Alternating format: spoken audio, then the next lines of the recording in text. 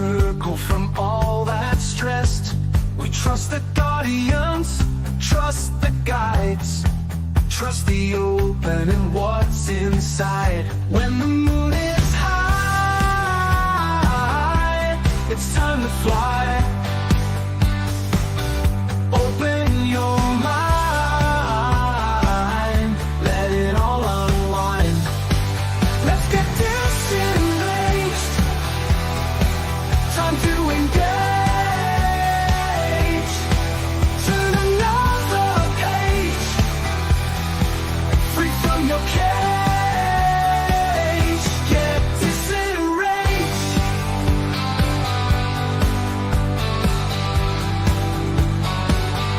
When you feel like you've had enough and the week was busy and tough, you need a break, you need some fun. You need to take time from the run. We'll blow your mind. We're just in time. Seek and ye shall find. Time to unwind. Let's get disenraged. Time to engage. Turn another page, free from your cage. Get disenraged. Aliens, ghosts, spirits and shadows, spirituality, ultra reality, the Bible, the pagans, all the conspiracies, tarot, astrology, and alternate history. Open your heart to other possibilities and get disenraged. Time to engage. Turn another page, free from your cage. Get disenraged, disenraged, disenraged, disenraged, disenraged.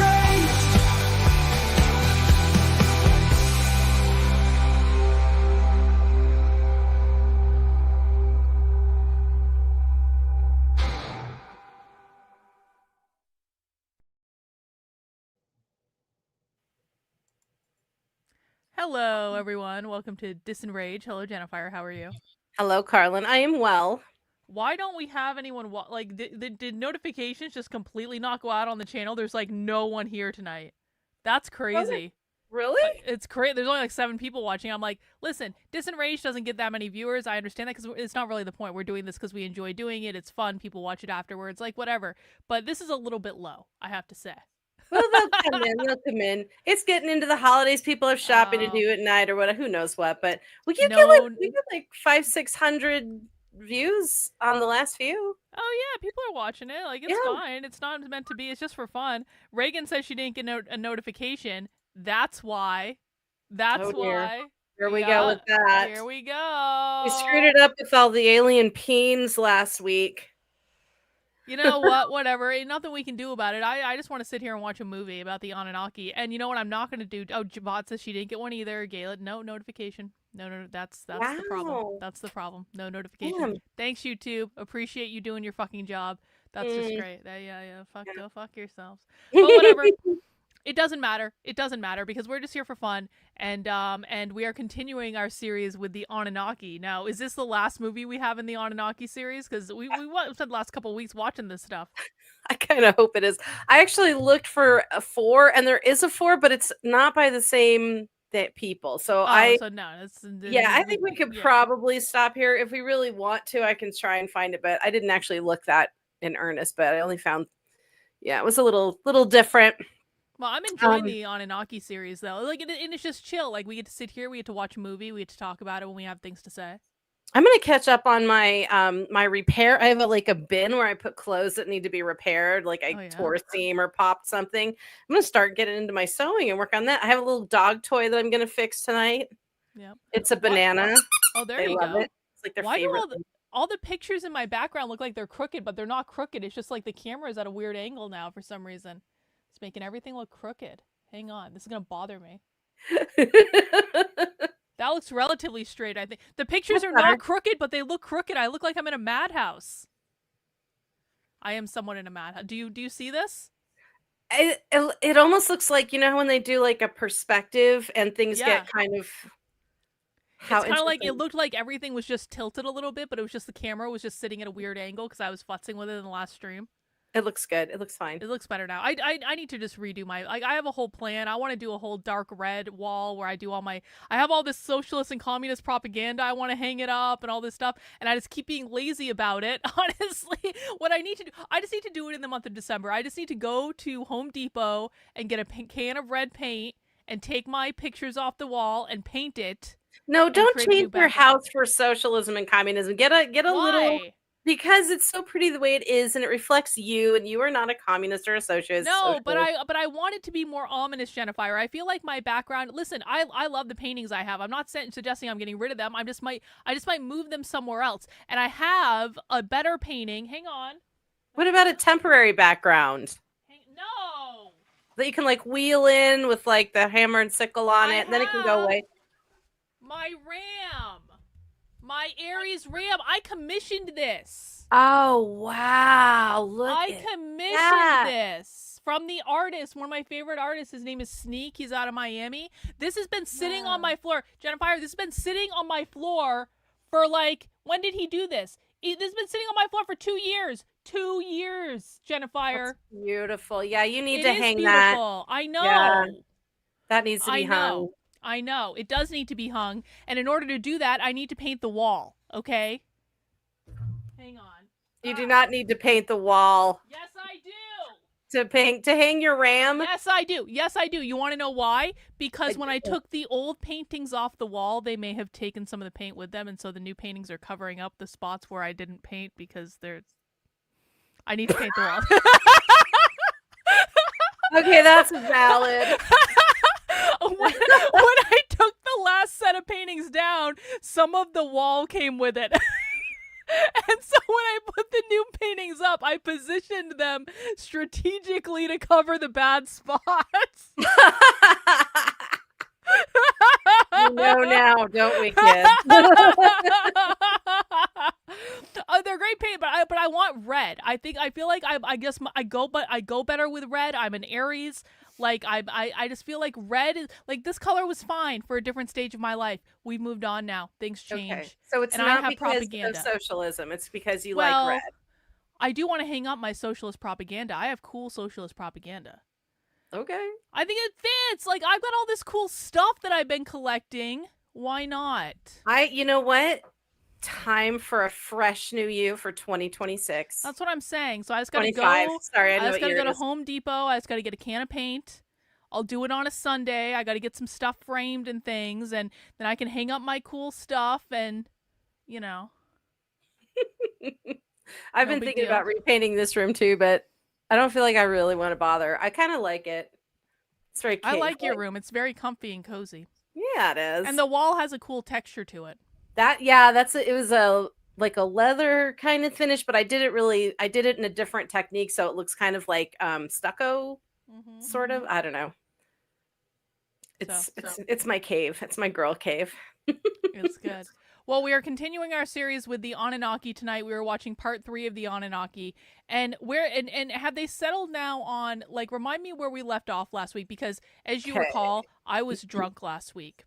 And that was not my fault that I drank an entire bottle of champagne. Still, that's kind of lightweight. I don't know about you, girl. Well, you know, contrary to the rumors that people like to spread about me being an alcoholic on the internet, I don't actually drink that much. And so, I love all these people who are like, they're working out all their daddy issues. They're like, I grew up with parents that are an alcoholic, and I recognize all the signs in Carlin. And I'm like, girl, like, this happens to me all the time. I'm like, if only I actually did drink as much as you guys think I do. You might be a lot happier. You never know. I might be a lot happier. So, yeah, we are to the point where they know that a big flood is coming. There's going to be an event. Oh, right. And the Anunnaki, so the Anunnaki were talking about peacing out, and Enki is not feeling good about that. And I wanted to draw your attention. I don't know if you've got like the YouTube thing open, but underneath, if you hit like the information and you expand it, it has all of the, because you keep asking me, people in the chat are asking, like, where is all this coming from? It has all that in there. I just opened it for the first time and went, oh, look, here's all the sources. Oh, look at that. Look at this. References. Yeah. Stitchin's Earth Chronicles. Let's see. The Lost Book of Enki. Terra paper. So people can find all the references if they want them. The Emerald Tablets. Yeah, and I love how additional sources and influence UFOs, ancient texts such as the Egyptian Book of the Dead. Oh, Stephen Greer, Lazar. that is. Stephen Greer does alien hunting. Yeah, he's great. Ancient aliens, records. Yes, and much more. So I just think that's great. I absolutely love that this is about like an everything soup of all things Anunnaki, and I absolutely love these. These are great. This is like the great introduction to like this type of woo-woo philosophy, because you're just getting everything thrown in. You're not only getting like the origin of man and all that stuff, you're also getting, here are where all the legends of the Bible come from. Yeah, I think that I think some people probably throw their Bible at the computer, but I mean, yeah, I think that this could be where some of the origin stories come from. A lot of biblical stories are similar throughout myths and legends worldwide. So this is why Christians think, well, this is only the word of our God. And I'm like, is it though? No offense, but is it though? Well, Christians typically believe that like their belief system is like the only belief system that believes in God. I've really found this, like, Christians really do believe either you're a Christian or you're an atheist. And I'm like, no, that's not actually how that works. Or you're Christian adjacent.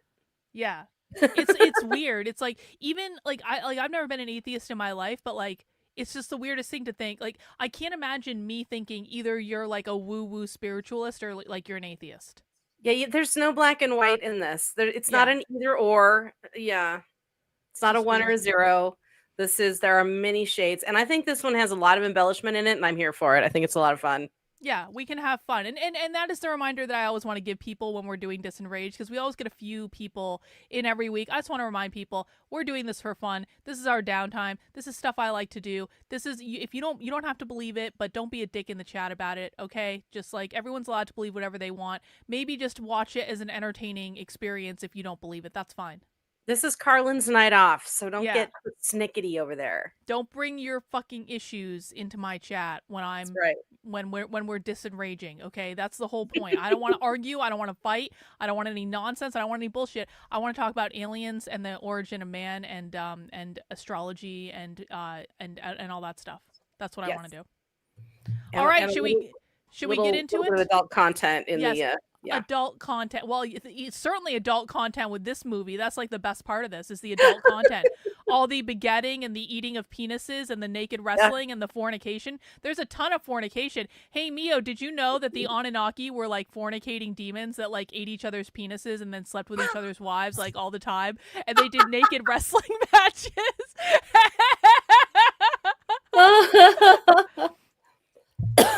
Anyway, that is an exaggeration, but also not wrong. It's not wrong at all.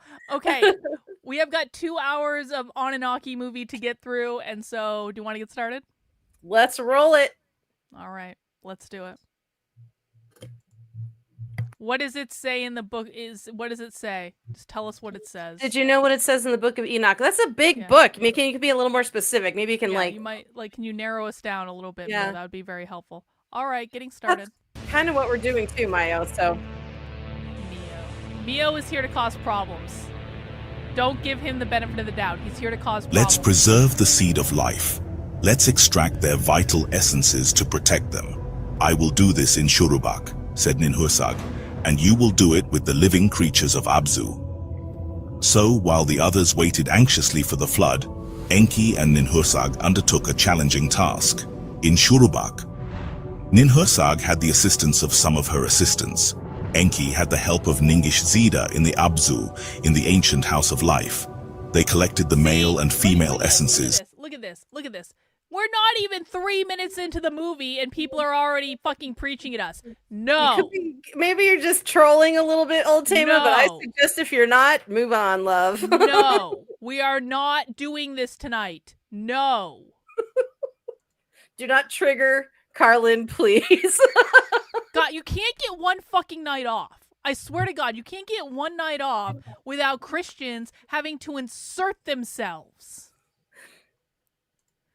It says in the book of Enoch that the Nephilim from Genesis 6 are the children of the fallen angels who race mixed with humans against God's will, and children's were giants and abominations who were people. Oh, this has covered the Nephilim. Well, yeah, the Nephilim, I think, were like the what were the big giant guys that they had? The Igigi, I think, were like they were kind of the children of the Igigi people and stuff. And yeah, I mean, it's like there's a lot of Christian mythology. There's all different kinds of myths about beings that come down, shtup all the, earth lady girls and make other races and stuff, and then they peace out. They give us wisdom and mathematics, and then they go away. Cool. So I just banned the person who was Jesus shaming us in the chat because he just wanted us to be saved. He wanted us to be. You know what? There's a time and a place, and it's not tonight, and it's not on my stream. If you want me to save, I need a really good coupon. Then I can save. I get 20% off. Then I'm saved. Yeah. We are not open to being proselytized to. We are watching a movie on the internet. Everyone relax. As well as the eggs of life. Thus, in pairs, males and females, they preserved them in both the Abzu and city of Shurubak. And then the trumpets sounded and the alarms went off. Ninurta announced, "The thunder on earth is terrifying." From the white earth, Nergal and Ereshkigal declared, "The white earth shaking." In Sippar, in the celestial ship place, the Anunnaki gathered to wait for the flood. And it was at this moment, as the tension of the wait grew, in his dwelling, Enki fell asleep. In Sippar, the Anunnaki awaited the starting signal. They were all gathered. It was then that a dream vision enveloped Enki in mystery and hope. Before him walked a bright and radiant man, as if he were the heavens themselves. And as he approached, he could see that it was Galzu, the white-haired Anunnaki. In his right hand, he held a stylus, and in his left hand, a smooth and shiny lapis lazuli tablet. Galzu said, "Your accusations against Enlil are unjustified, for he was only telling the truth. And the decision, which as Enlil's decision will be known, I must say was destiny and not him who made it. Now take fate into your own hands, so that the earthlings can inherit the earth. Of the creator of all, summon your son Ziusudra, and reveal to him the impending calamity without breaking your oath. Instruct him to build a vessel that can remain submerged. Tell him that the construction to be made must withstand an avalanche of water. The vessel must be similar to the one on this tablet." Mio, have you seriously read the Emerald Tablets? Mio is always full of surprises. I would not have guessed. I know exactly who Toth is. I'm surprised that you know who Toth is. Mio is not exactly a fan of the he doesn't like our beliefs, Jennifer. He is a Christian. He's a Catholic. He's a good boy. Well, at least he's taking time to look at other points of view. Credit where credit's due. Mio does. He is a bag of surprises, if nothing else. But also, Mio, if I may, with all love and sincerity, do not underestimate what I know or what Carlin knows. So what you're saying is not an education. Yeah, Jennifer was raised in a Christian cult too, Mio. So just keep that in mind. She knows your Bible back and forth. Oh, more or less. Tablet that I present to you, let him save himself and his family, and let him take with him the seed of everything that is valuable, whether plants or animals.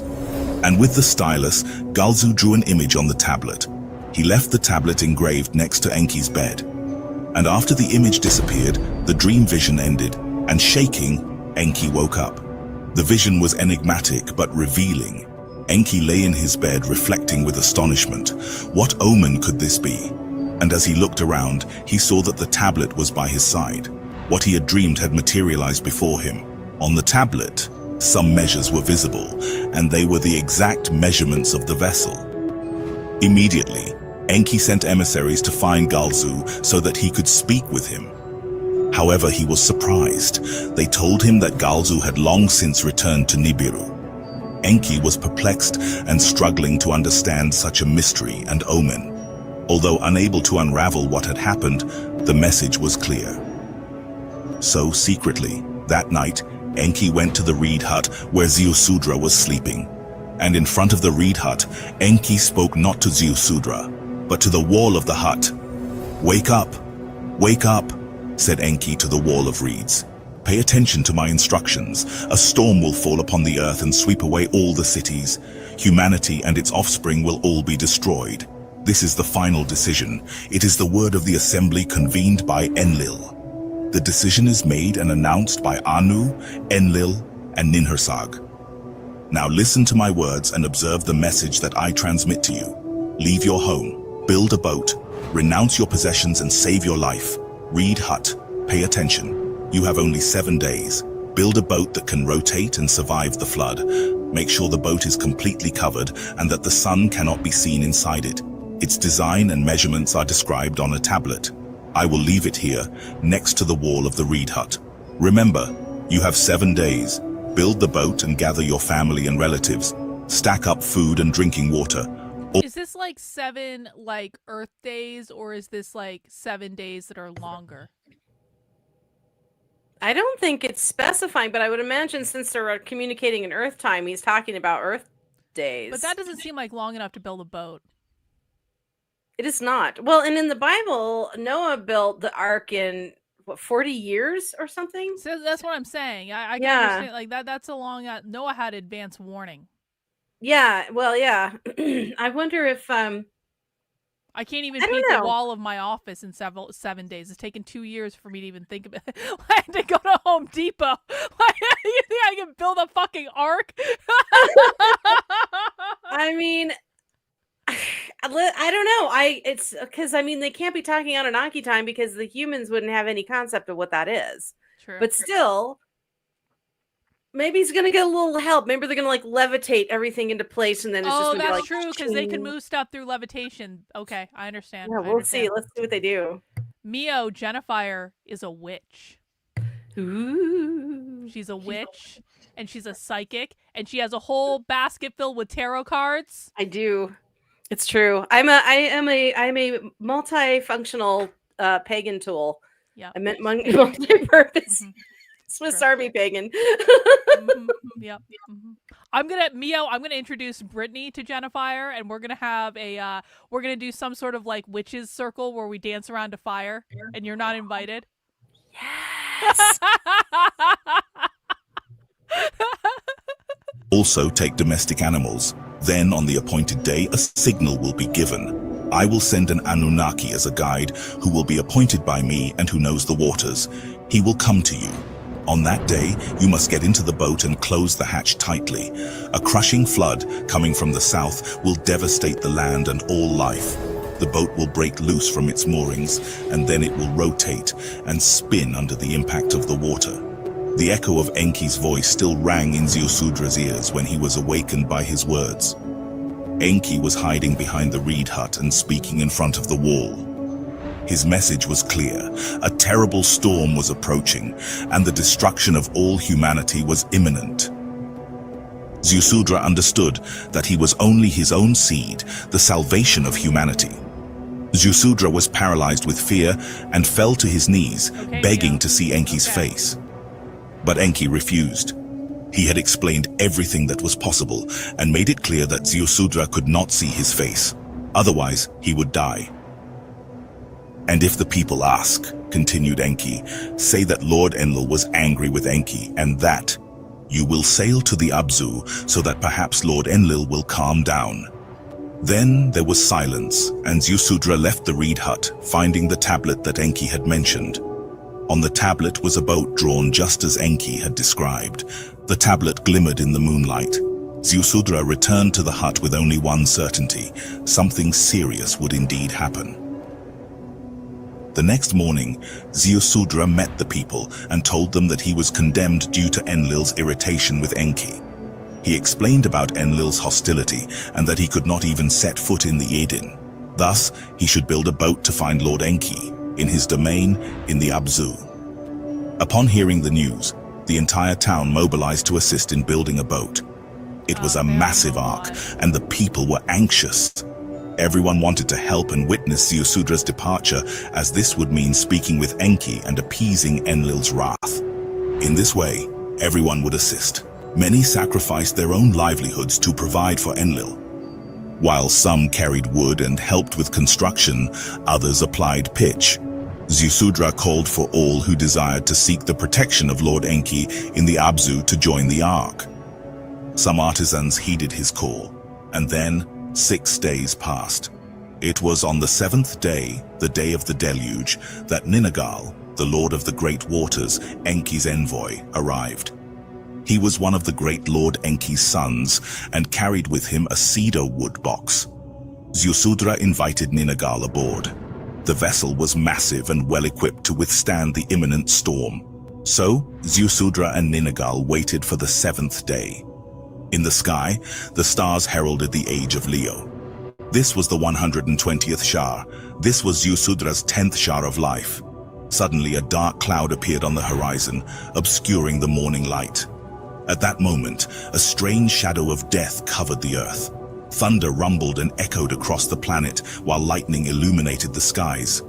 In Sipa, Utu gave the signal. "Depart, depart," he shouted to the other Anunnaki. The gods rose in their celestial ships toward the sky. Ninagal, Enki's Anunnaki envoy, could see the storm approaching from 18 leagues away. "Lock the door," Ninagal shouted to Ziusudra. His cry echoed throughout Shurubak, announcing the arrival of the greatest storm ever seen. The heavens opened, and a terrifying roar rose from the depths of the earth. Ziusudra and Ninagal, in their hastily constructed boat, felt the water violently agitating the hull. They had to close the gates. In a coordinated movement, both pulled the door that concealed the vessel's only entrance. The construction was completely sealed, and darkness engulfed everything. The waves crashed with force, but inside the vessel, nothing could be heard, except the muffled sound of the ocean. The deluge began with a deafening roar, and the whole earth shook. In the White Land, at the bottom of the earth, the plates shook the foundations and moved violently. The ice broke and was dragged by the invisible forces of Nibiru's network. Huge blocks of ice collided, fragmenting the icy landscape. Suddenly, a gigantic wave rose, and the sky seemed to touch the sea. A fierce wind arose, blowing the waters to the north. The waters reached the lands of Abzu. From there, the wall of water advanced towards the inhabited lands of Edin. When the wall of water reached Shurubak, the moorings of the ark loosened, and the vessel was swallowed by the waters. Ziusudra and Ninagal felt the vessel being thrown around, as if they were in an aquatic abyss. Outside, the walls of water swallowed those who could not take shelter. The ground vanished, and there was only water, on all sides. Before the day could end, the wall of water gained strength and speed, heading towards the high mountains. The Anunnaki observed the earth as they circled in their celestial ships, pressed against the outer walls of the ships. They were anxious to see what was happening on earth. The waters had covered everything, and the world they knew had been transformed forever. Ninhursag cried. She was desperate with what she saw. She said that her creatures were drowning. Inanna also cried, lamenting that everything on earth had turned into clay. The Anunnaki and the other ships watched with humility and admiration the power of nature. Some spoke of the fruits of the earth. Many desired the pleasure and taste of fermented fruit juice, but it was no longer possible. The Anunnaki consoled each other, certain that everything that existed before was destroyed and had turned to mud. Like a mortal battle, the storm swept people, mountains, and all lands with... Sorry. I'm actually going to throw a low-key hex on Milo for getting that fucking song stuck in my head. You bastard. That's all, that is... Ha ha. Overwhelming speed. After the huge wave that swept the planet, the floodgates of heaven opened, and a torrential rain flooded the earth for 40 days and 40 nights. The peaks of the great mountains had become small islands in the vast sea that the planet had become. The flood, followed by the torrential rain, had modified all the landscapes of the planet and transformed everything into a great watery planet, reminiscent of the ancient Tiamat. However, in the course of the days, the water began to recede little by little. As in the beginning, the waters joined their basins. And 40 days after the start of the deluge, the rain also ceased. Only Ziusudra's vessel, built under Enki's guidance, had survived. Ziusudra opened the hatch and could see the sunlight. He felt a light breeze on his face. he discovered that the water had receded and that he was now adrift in a vast and infinite ocean. Ziusudra observed the destruction and lamented the loss of all humanity and all other forms of life. Ziusudra said, "No one survived, except for us. But there is still no solid land for us to walk on." Ninagal, the Anunnaki indicated by Enki, led the boat towards the twin mountains of Arata.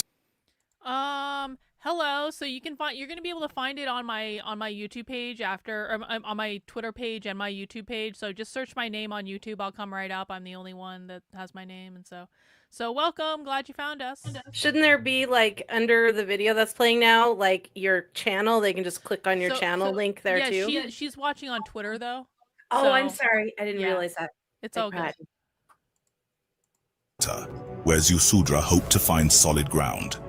Impatiently, Ziusudra released birds to check for any signs of life and solid ground. First, he released a swallow, then a raven, but both returned to the boat. Finally, he released a dove, which returned with an olive branch in its beak. Ziusudra had discovered it. There was solid ground nearby. Thus, a few days later, the boat settled on one of the rocks. Ziusudra opened the impenetrable door of the boat and stepped out. Once again, he felt the gentle breeze and saw the sun. He hurriedly called his wife Emzara and their children. Ziusudra then thanked Lord Enki for his survival. With some stones, he built an altar to offer a sacrifice. He chose a sheep and lit the fire, and on the altar, he made his offering to Enki, his lord. At that time, in the skies and sheltered by their celestial ships, the Anunnaki observed the waters receding little by little. Enlil looked at Enki and said, "Let us make use of the small ships to descend onto the peak of Arata. Let us observe closely. Let us review what happened and what needs to be done." Thus, Enki and Enlil descended on the peak of Arata, while other Anunnaki, aboard other celestial ships, continued to circle the earth. Upon landing on solid ground, the brothers looked at each other and greeted each other. It was then that the smell of Ziusudra's sacrifice could be felt. "What is this?" Enlil asked. "What is this smell? Where is the fire coming from? The smell of roasted meat. Did someone survive the flood?"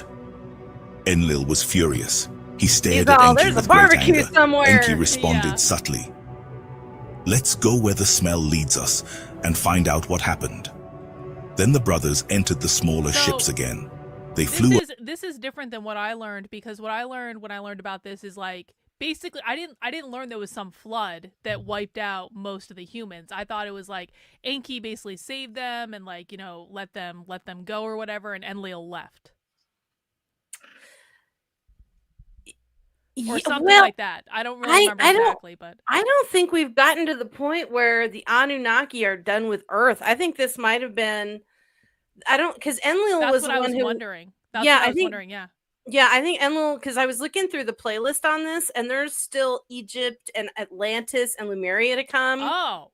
So this is before even all of that. So this is like one flood out of many. I think there's another flood coming, but I think this one was like a natural disaster where they were where they were living. And so I think, there's more to come. This isn't the big abandonment of the Anunnaki just yet. Okay. So Enlil is still on board right now. Yeah, I think so. Over the peak of Arata and could see Ziusudra's boat. They landed their ships next to the Great Ark. Ziusudra, Emzara, their children and the other survivors could be seen, as well as Ninagal, Enki's son.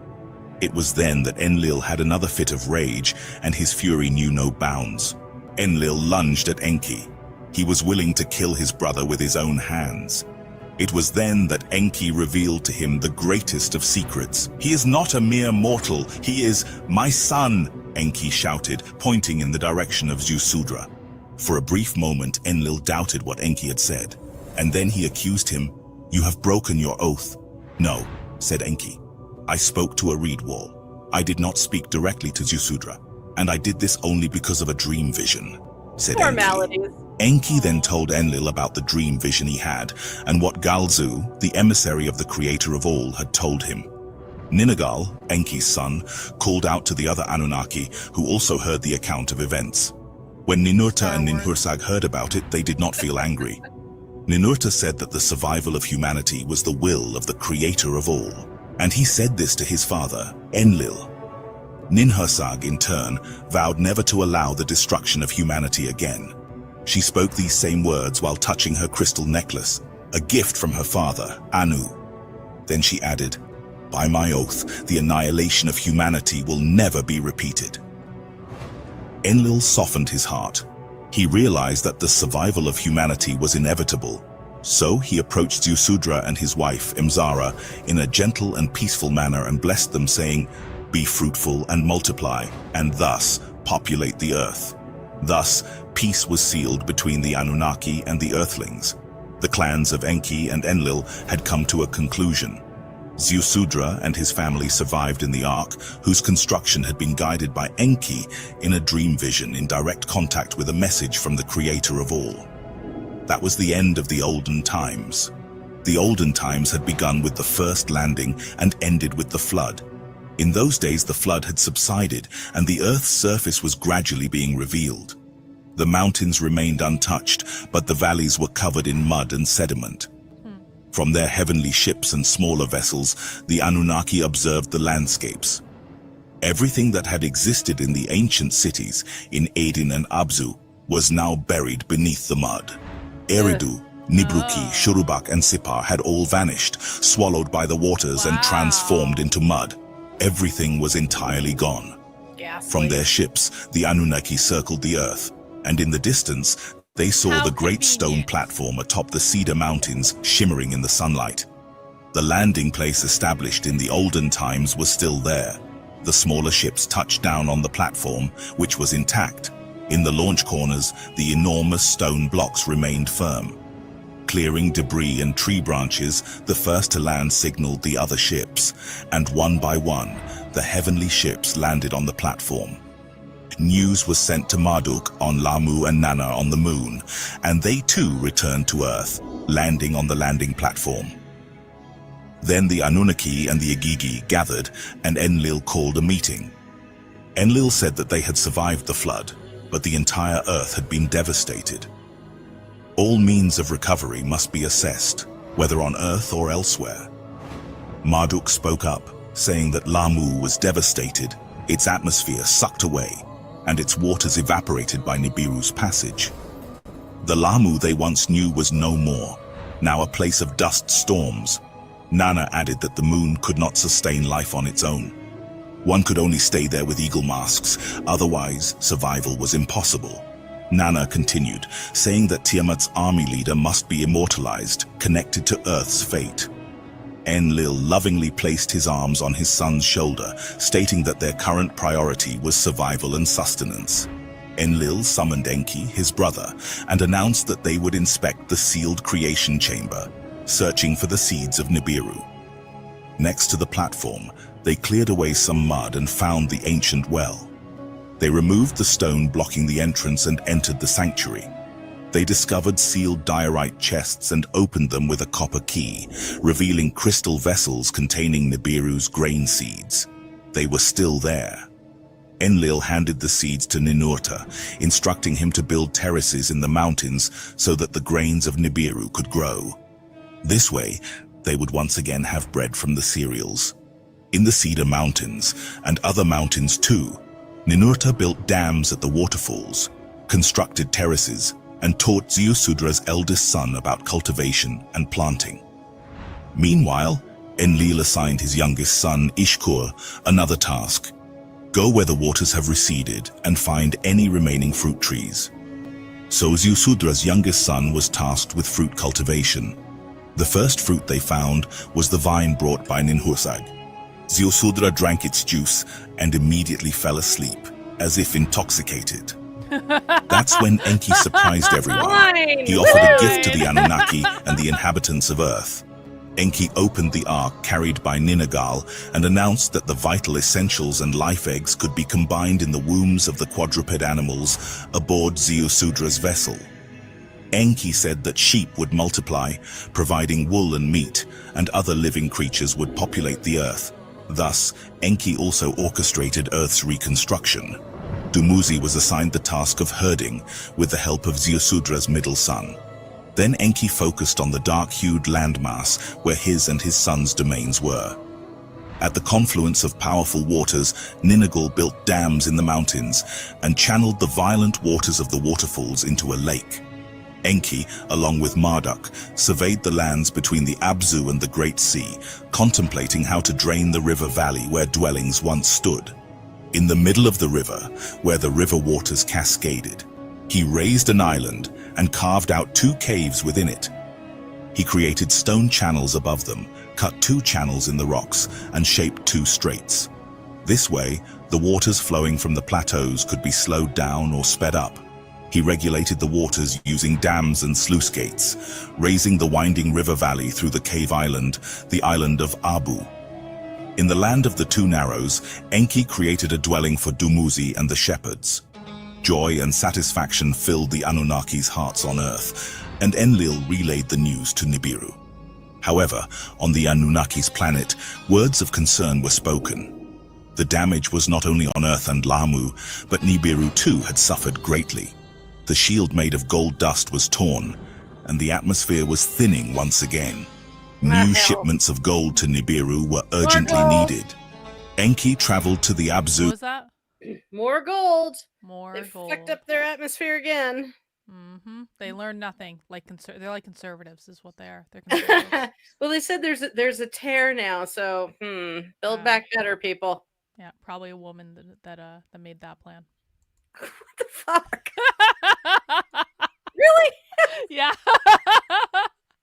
Come on, Jennifer. Just because you are a competent woman, doesn't mean you can't admit there are incompetent women. Oh, well, I'm sure there are incompetent women. I'm questioning your assumptions there, Chica. Well, it was the king's plan, so it was up to his architect. If I have to choose between a man building something and a woman building something, I'm choosing the man. They do have naturally better spatial recognition. That is science. See, that's what I'm saying. Mm-hmm. It's not sexist. It's just reality. But would it be pretty, though?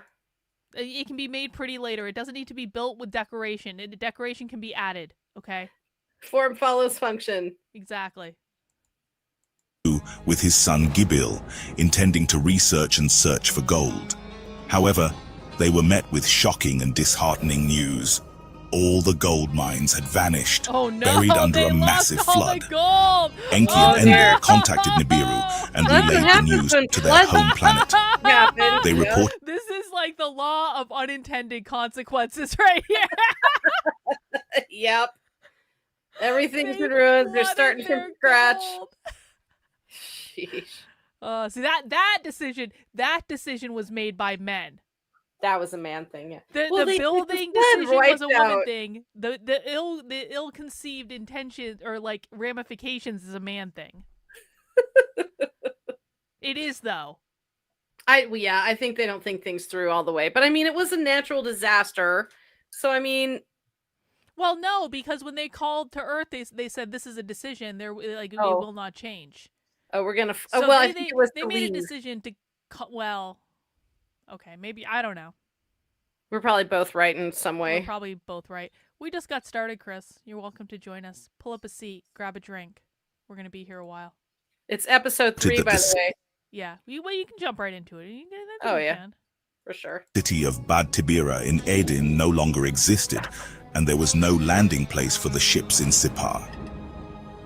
The hundreds of Anunnaki who worked in the mines in Bad Tibira had vanished from Earth. The Earthlings who had served as primitive workers had turned to clay after the flood. Earth could no longer provide the gold Nibiru so desperately needed. Despair was felt both on Nibiru and Earth. During this time, Ninurta completed his mission in the Cedar Mountains and traveled to the land of mountains across the oceans. From there, he sent astonishing and surprising news. The deluge had cut deeply into the mountainsides, revealing countless amounts of gold in large and small nuggets in the rivers below. The gold was pure and did not require refining or smelting. Ninurta reported that gold was everywhere.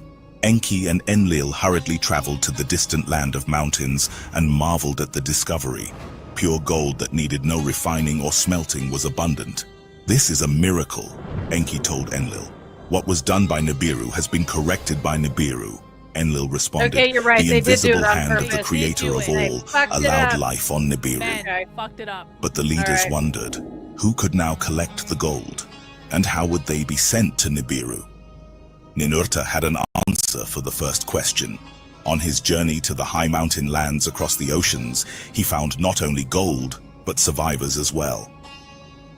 He revealed to the other Anunnaki that there were 4 surviving brother and sister pairs who had saved themselves on rafts. The Canaanites. They were descendants of Ka-in and knew how to manipulate metals. Oh, that's The Cain. survivors were on an Yeah. island. The mountain's peak transformed into an Do you island. remember? They called what- Ninurta the Great Protector. Hang on. Go ahead. Do you remember what we kind of figured out about Cain? How he became Oh, one of The them one had the who- beard.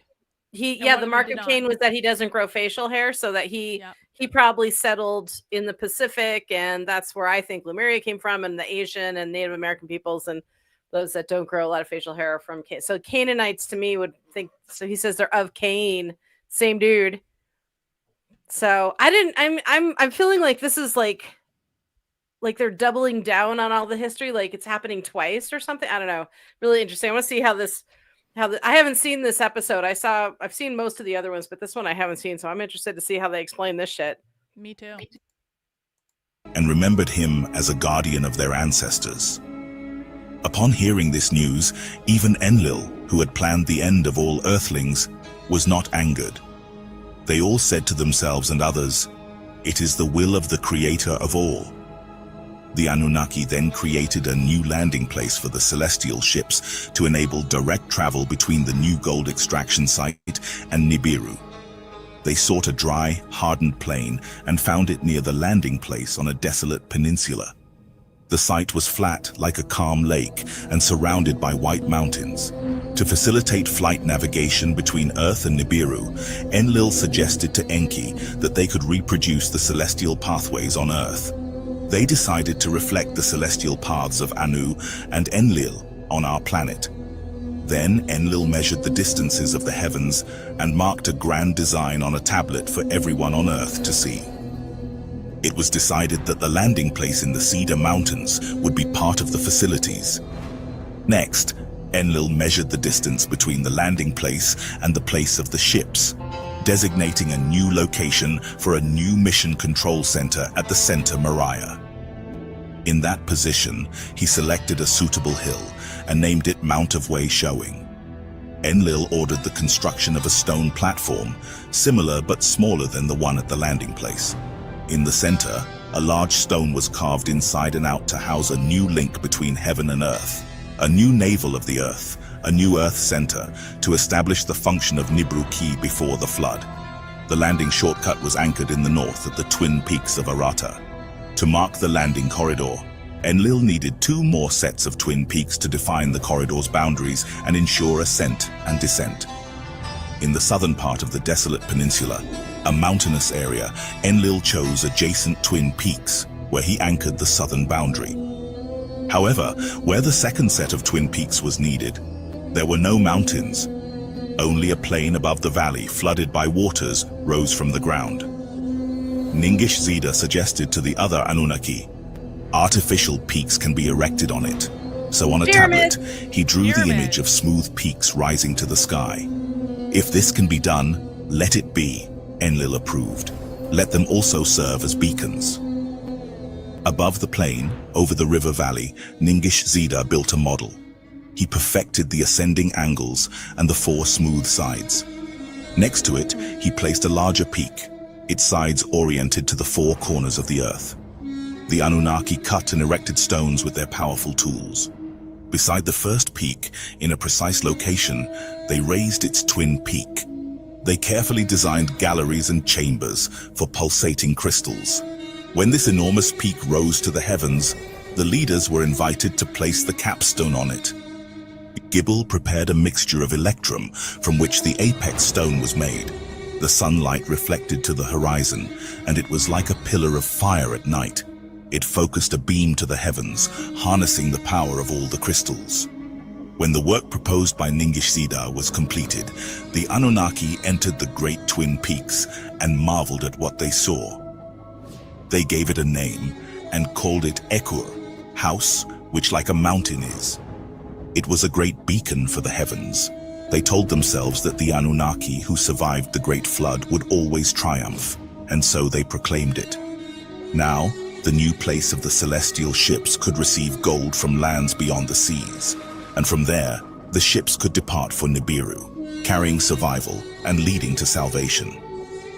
From the east, where the sun rises on the appointed day, they shall ascend. To the southwest, where the sun sets on the appointed day, they shall descend. Then Enlil, with his own hands, activated the crystals of Nibiru. From this, strange lights began to flicker inside, and a captivating hum broke the silence that had been on Earth. Outside, the apex stone suddenly shone, and it became brighter than the sun itself. So the crowd of Anunnaki powerhouses. Gathered and let out a great and powerful cry of joy. What was that? So they were powerhouses. They're one of the going theories, and one that I kind of agree with, is the pyramids were created as like power stations. Oh, that makes sense. Sort of like Tesla's antenna, where they would harness like the natural ambient energy and focus it. Weren't they also built on like a very specific line? They were built, well, they're on a convergence point, which is called the navel of the Earth, but it's where a bunch of ley lines intersect, and then they mirror Orion's belt, the two big ones, and then the third one's off center just a little bit. And no, but not flat Earth. Four corners means cardinal directions. But thank you for playing. Ninhursag, moved by the occasion, recited and sang a poem. House that is like a mountain, house that faces the sky. It is equipped for heaven earth. It is the work of the Anunnaki. Bright and dark house, house of heaven and earth, built for the celestial ships, the Anunnaki constructed it. House whose interior glows with a reddish skylight. House whose interior shines with the reddish light of the sky, emits a pulsing ray that reaches far and high. Noble mountain among mountains, created great and noble, it is beyond the understanding of earth dwellers. House of equipment, noble house of eternity, its foundation stones touch the waters, its great circumference is set in the clay. House whose parts are skillfully interwoven, so that the great ones who circle in the heavens may descend to rest. House that is a landmark for spacecraft, with unfathomable innards. Ekur is blessed by Anu himself. At the end of Ninhursag's exaltation song, the Anunnaki continued celebrating their remarkable work. Enki suggested to Enlil, we need to think of an answer to a puzzling question. When in future days, someone asks, when and by whom was this wonder created? Let's build a monument beside the twin mountains to announce the age of the lion. May the face bear the image of Ningishzida, the designer of the mountains, and may it gaze precisely at the place in the era of Leo. Yes, and it faces the Leo rising, the constellation. Oh, does it? Yeah. Do you think there's something under the Sphinx? Oh, yeah. Yeah. I definitely think so. Yeah, the pause, Leo used to rise perfectly between the pause. It's just off by a few degrees now because of so much time has passed. But that's how they kind of figured maybe it was built way before the pyramids. So this sounds like they're building it all at the same time. But there was a theory that this was built first because some time has passed. But it kind of gives you a... That's crazy, though, that they got it completely, like, astrologically perfect. Mm-hmm. Yeah. Yeah. But it's all just a coincidence, I'm sure. It's all a vain pharaoh, naturally, that had no freaking clue what they're doing. Yep. Lots of slaves. of the celestial ships, so that it reveals to future generations when, by whom, and for what purpose it was created. Enlil agreed with Enki's words and said, You must once again be the commander of the place of the celestial ships. Let the lion look precisely to the east with the image of Ningishzida. Thus, the work began to carve and shape the lion that celebrated the image of Ningishzida. It was then that Marduk sought Enki, his father, and spoke bitter and angry words of discontent. You promised me dominion over the entire earth, but now command... I'm going to say that next time I'm mad at someone. I'm going to say, I spoke bitter words of anger and discontent. Bitter words, yes. That makes you sound super cranial, and it'll only confuse the stupid. What exactly did he say? I need to say this. Spoke bitter and angry words of discontent.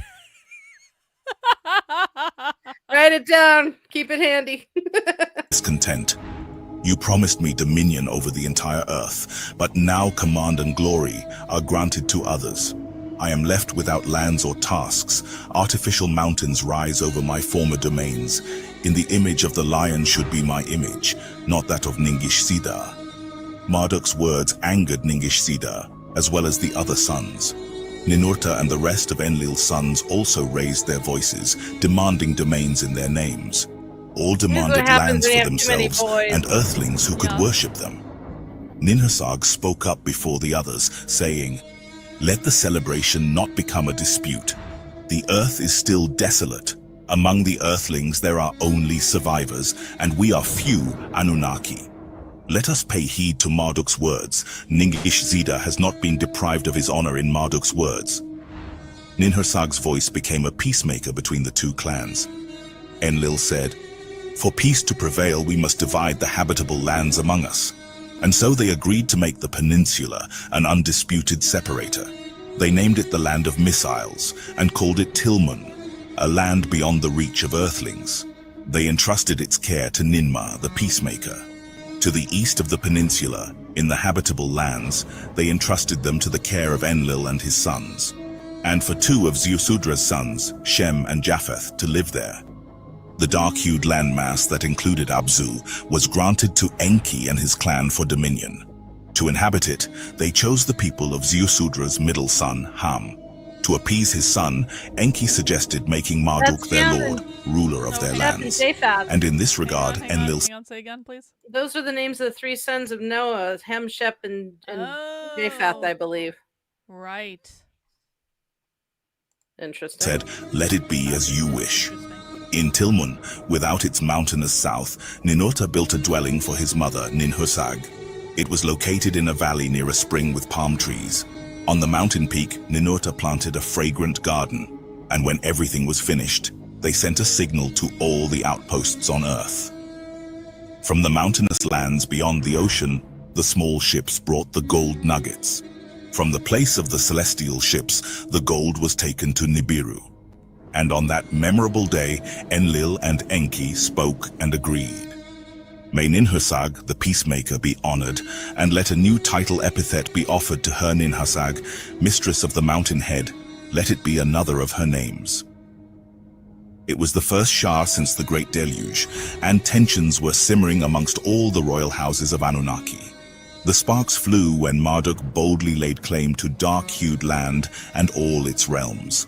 The jostling for territories escalated, and Ninhursag, who had been the harmonious voice between the two clans, was bestowed with the title Ninharsag, her prior name being Ninmah. Thus, Ninhursag was hailed as the Earth's peacemaker. The Anunnaki, in one accord, sang praises to her very being. Ninhursag, with grace and finesse, steered the ship of order amongst them. Gold was ferried to Nibiru, and in the wake of celebrations, ambitions and rivalries dwindled. The earth, slowly but surely, sprung back to life, enriched by seeds safeguarded by Enki. All flourished anew, blanketing the earth, air and water with renewed vigor. Yet amongst all treasures unearthed, the remnants of humanity were the crown jewels to the Anunnaki. It was reminiscent of yore, when the primitive workers were forged. Now the Anunnaki, fewer in number and weary, yearned for the toil of civilized human hands. And so unfolded the first Shah post-deluge. However, peace was breached not by a tussle between Marduk and Ninurta, or a direct squabble between the clans of Enki and Enlil. Turmoil erupted when Marduk's very own progeny, aided by the Igigi, tore asunder the calm and peace woven by Ninhursag. Considering the Egyptian context within the Anunnaki story, it's necessary to clarify some points.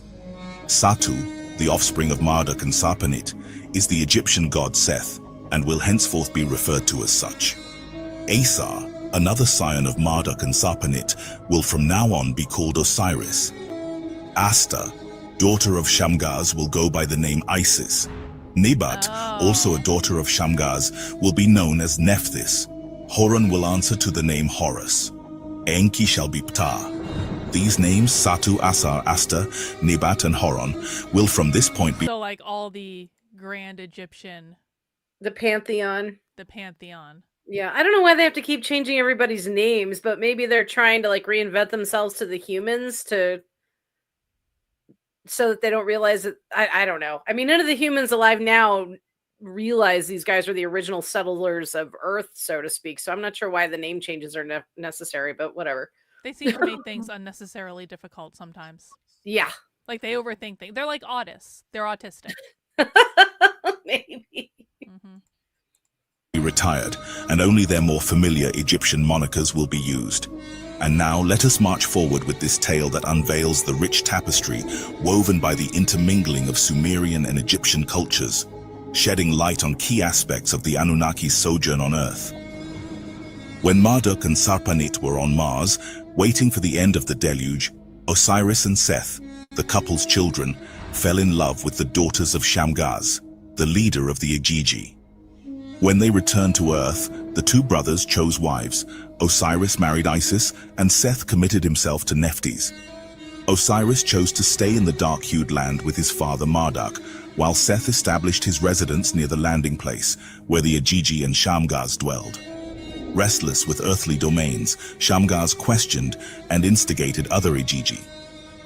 What about the Igigi? Shouldn't they be lords? Nephthys constantly brought these thoughts to Seth.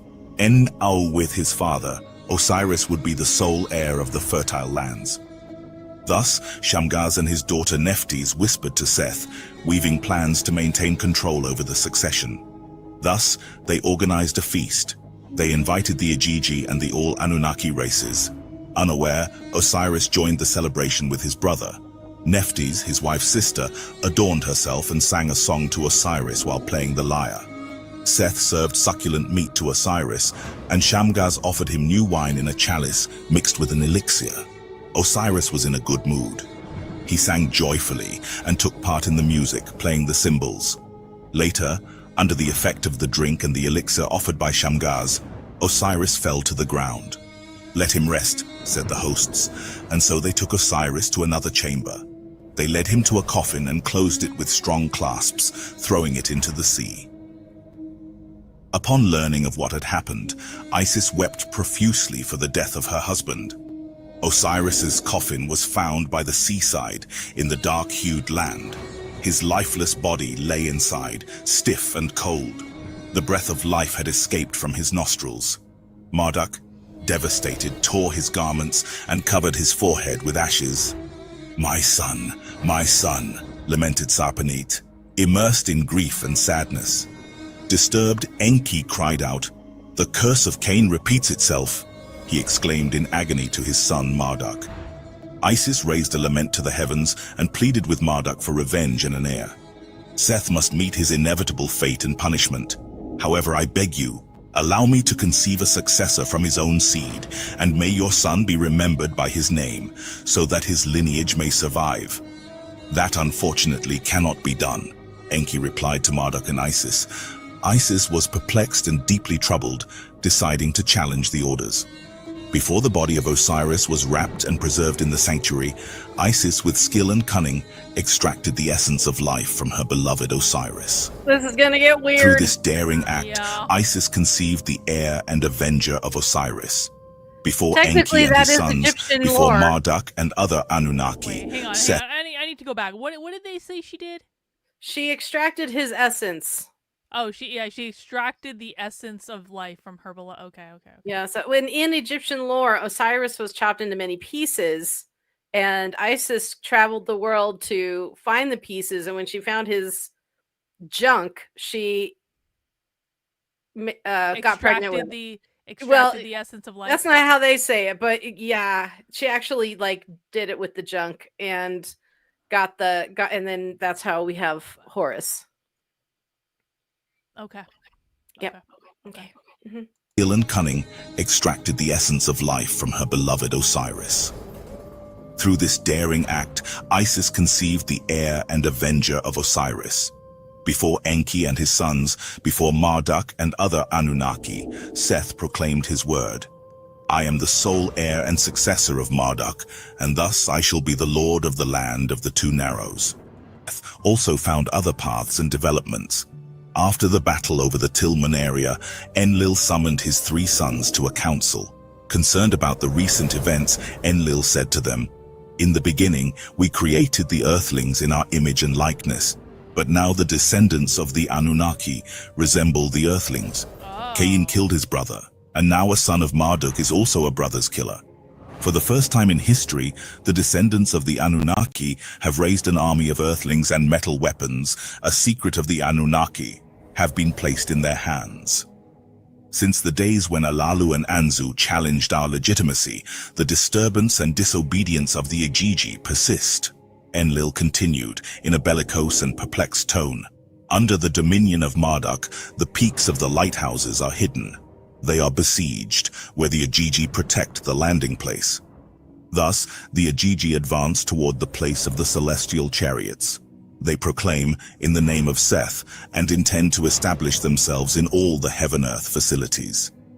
Enlil, realizing the intention of the Igigi, shared his concern with his sons and proposed the creation of an alternative heaven-earth facility. Enlil wished to establish it in the land of Ninurta, beyond the oceans, and to secretly surround it with earthlings he trusted. Thus, the secret mission was entrusted to Ninurta, who set out in search of the ideal location. In the mountains beyond the oceans, next to an immense lake, Ninurta established the new heaven-earth bond, protected by an enclosure. Then he chose a firm-soiled plain, where he marked the points of ascent and descent. The facilities, although primitive, would serve their purpose. Ninurta communicated his success to Enlil, ensuring that the shipments of gold to Nibiru would continue, and that, if necessary, they could ascend from that location. However, at that time what began as a blessing had a terrible outcome. Dumuzi, Enki's youngest son, had fallen madly in love with Inanna, Nana's daughter. Inanna, granddaughter of Enlil, was also in love with Dumuzi, the Lord of Shepherding. It was an unconditional love that engulfed two young individuals, consuming them with a passionate and enigmatic fervor. The love songs that echoed through the ages were first sung by Inanna and Dumuzi, immortalizing their love in each verse. Enki, the wise, designated Dumuzi, his youngest son, with a vast domain over the Abzu. Meluha, the Black Land as it was called, where imposing trees grew and abundant waters flowed. Great bulls roamed among the river reeds, and countless herds filled their lands. Mountains of silver and shining copper like gold were parts of his kingdom. Dumuzi was greatly loved, and after the death of Osiris he was favored by Enki. However, envy corroded the heart of his younger brother Marduk. Inanna, daughter of Nana and Ningal, was nurtured by Enlil since her birth. Her beauty was indescribable, and she competed in martial arts with the Anunnaki heroes. She learned about celestial travels and celestial ships from her brother Utu. A celestial ship of her own was presented to her by the Anunnaki to navigate the skies of Earth. After the flood, on the landing platform, the gazes of Dumuzi and Inanna met, sealing a mysterious destiny. And thus, a warm encounter took place between them. They hesitated at first. He belonged to Enki's clan, and she was a descendant of Enlil. When Ninhursag united the rival clans in search of peace, Inanna and Dumuzi secretly met away from the eyes of either clan and confessed their love to each other. Walking together, they exchanged sweet words of passion and enchantment. Sweet They lay words side of- by side, hearts. That's a line you can use in your book, Jennifer. They exchanged sweet words of passion and enchantment. I would call that passive voice writing, and I prefer active voice writing. But How would you rewrite it? oh God, they exchanged sweet words. Of passion and enchantment. I think instead of saying, like, describing that the sweet words and blah, blah, blah, I would actually say what they were. He said this, she said that. I would actually demonstrate it and show it instead of telling you that this is what happened. I kind of like the more passive thing. It's a little bit more like, you can imagine poetic. whatever the sweet words of passion and enchantment were. Now, if you wanted to use that line, you could have one saying that to the other. Oh, if I could say sweet words of passion, then I would, And then I'd have her go, oh, go ahead. In harmony, and Dumuzi, filled with desire, embraced Inanna. Let me teach you, whispered Dumuzi to Inanna. She kissed him gently what? and then spoke of her mother, Ningal. Let me teach you before they fuck? Maybe he doesn't know he's how a to... virgin. Like he's like the Anunnaki version of Nick Fuentes. Is getting schooled in the art of love by an older woman. Oh my lord. More experienced. You gotta learn somehow. You know what? Good for him. Let me show you what this is really all about. Zip. What lie would I tell? What words should be spoken? They decided to reveal their sincere love for each other. They planned for it to be a joyous occasion, and the scent of cedar would be used to receive the blessing. Thus, the lovers went to meet Ningal, Inanna's mother. Ningal blessed them, and Inanna's mother approved of Dumuzi. Ningal said, "Lord Dumuzi, as Nana's son-in-law, you are worthy." Dumuzi was received as a groom by Nana and announced by Utiu, Inanna's brother.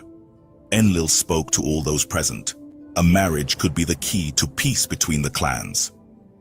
At that moment, while Dumuzi shared his love and engagement with his father and brothers, Enki also glimpsed the possibility of a unifying union and granted his blessing to Dumuzi.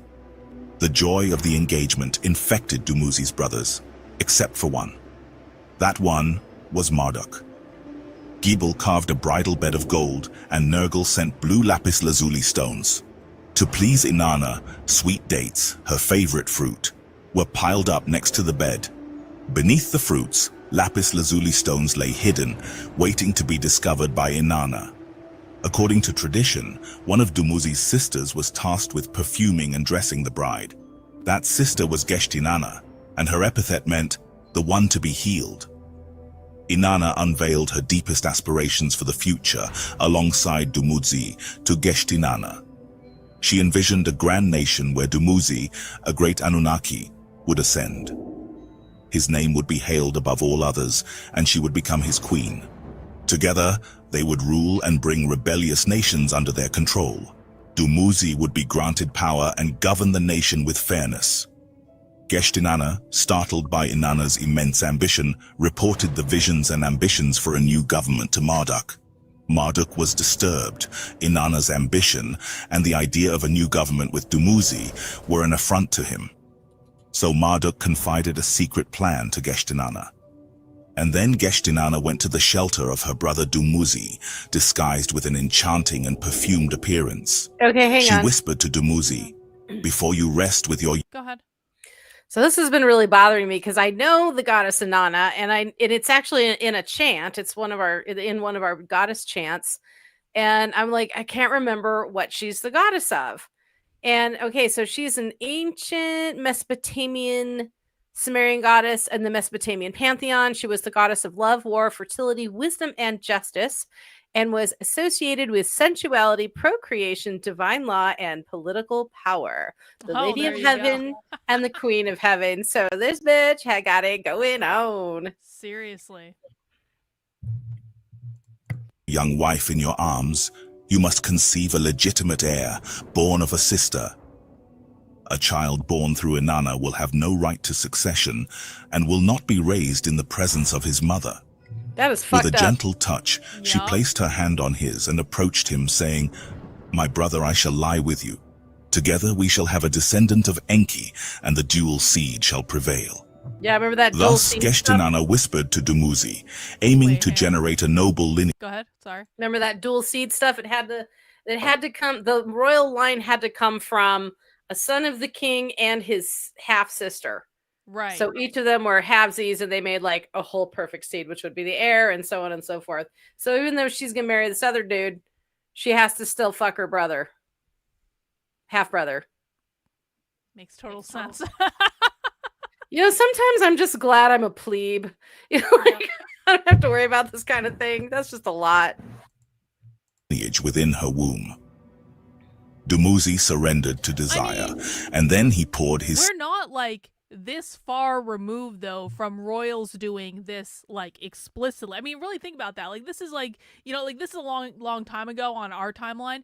Royals were doing this like 100 years ago. They're probably still doing it. Some say still doing it in some places, but like explicitly doing it like big time royal lines, like Yeah. Well, I This is think what it was. it finally, especially like in England, which is the one I'm the most familiar with, it finally started to kind of cool down during Queen Elizabeth II. And she started kind of going, the incest needs to like, because she didn't marry a cousin or anything. No, she did. Yes, she did. Oh, was he a cousin? Yes, I didn't know that. There's a relation. I forget exactly what he is, but he is some sort of cousin to her. Yeah. But like a full cousin, or I like don't think it was a full cousin. I think it might have been like removed a little bit, but they were definitely cousins because because all of those families are incestuous. Like all of it wasn't related. just within the families. It was like all the different lines are like she was related to like every other one of the monarchs, basically. If you look through if you ever study like the bloodlines of the Illuminati and you look through all the powerhouse families of America, they all marry each other too. But they're changing names so you can't tell it's a straight lineage because they're not worried about like the lineage of kings and having the same name. So like they're all it still happens. Maybe not as literally or as close, but it's still there. Yeah, the royal house that had the deformity was Habsburg, the Habsburg chin. Oh yeah, I remember that. Oh, that was terrible. Those poor kids. Yeah, that king was really ugly too. Really meant and also like retarded, like impaired. Like I mean, it was just like it was bad on so many levels. Yeah. Seed into Geshtinana's womb and fell asleep. In the night, a dream befell Dumuzi. It was a revelation of impending death. In the dream, 7 wicked bandits invaded his dwelling. They said, "The master has sent us to you, son of Duttur." They drove away his sheep and seized his lambs and goats. They stole the crown of his majesty, stripped him of his royal attire, violently shattered his shepherd's staff, and toppled his chalice. Deprived of everything and chained, he was left to perish in the name of the bird prince and the falcon. Dumuzi woke up in the heart of the night, terrified and disturbed. He recounted the dream to Geshtinana. She warned him, "The omen is not favorable. Marduk will accuse you of violating me and bring upon you a curse.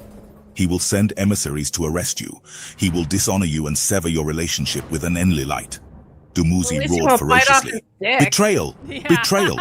And then he pleaded for help from Utiu, Inanna's brother, and invoked the name of his father, Enki, as a protective talisman. Dumuzi embarked on a journey across the desert of Emush, the desert of serpents, seeking refuge in a place adorned with majestic waterfalls, fleeing from his malevolent pursuers. Upon reaching a spot where the waters flowed, making the rocks smooth and slippery, Dumuzi lost his balance and fell. The rushing waters carried his lifeless body in frothy foam, delivering him to the emissaries of evil who captured him. The lifeless body of Dumuzi was recovered from the waters of the lake by Ninagal. Thus, he carried Dumuzi's body to the realm of Nergal and Ereshkigal in the lower Abzu. On a stone slab lay the motionless body of Dumuzi, Enki's son. Upon learning of what had happened, Enki tore his garments and covered Dumuzi with ashes, lamenting, my son, what have I done to be so severely punished?" And he questioned aloud, "I, Ea, whose house is the water, brought forth the waters that propelled the celestial ships and landed on earth. A torrent of waters devastated the earth. My grandson Osiris perished in the waters, and now my beloved Dumuzi meets the same fate, also in the waters. All that I did with just cause. Why am I punished? Why has fate turned against me?" Enki wept and mourned. When Geshtinana revealed the truth behind the events, Enki's anguish increased. Meanwhile, Inanna, the bride, was enveloped in a veil of concern and deep sorrow. The disappearance and death of her beloved Dumuzi were an absolute catastrophe. Determined to retrieve her lover's body to give him a dignified burial, Inanna descended into the depths. Yeah. They made such a big deal of their songs of love and overtures of tender words and crap like that, and I'm like, someone's gonna die. Exactly, obviously. Mm-hmm. Poor of the lower Abzu. Her sister Ereshkigal, the queen of those domains, was alerted to Inanna's arrival at the temple gates and suspected a deceitful plot. At each of the 7 gates leading to Ereshkigal's throne one by one, Inanna's possessions were stripped away. Despoiled and defenseless, Inanna was accused of conspiring to have an heir with Nergal, Dumuzi's brother. Ereshkigal, consumed by anger, did not allow Inanna to explain herself. She ordered her vizier, Namtar, to unleash 60 terrible diseases upon her sister. 60 terrible diseases? Inanna's disappearance in the lower Abzu alarmed her parents. Seriously? Nana sought Enlil, who in turn sent a message to Enki. Upon learning of the situation from Nergal, Ereshkigal's son and husband, Enki acted swiftly. He fashioned 2 emissaries from the clay of the Abzu, beings without blood, immune to the rays of death. He sent them to the lower Abzu with the mission of bringing back Inanna, whether alive or dead.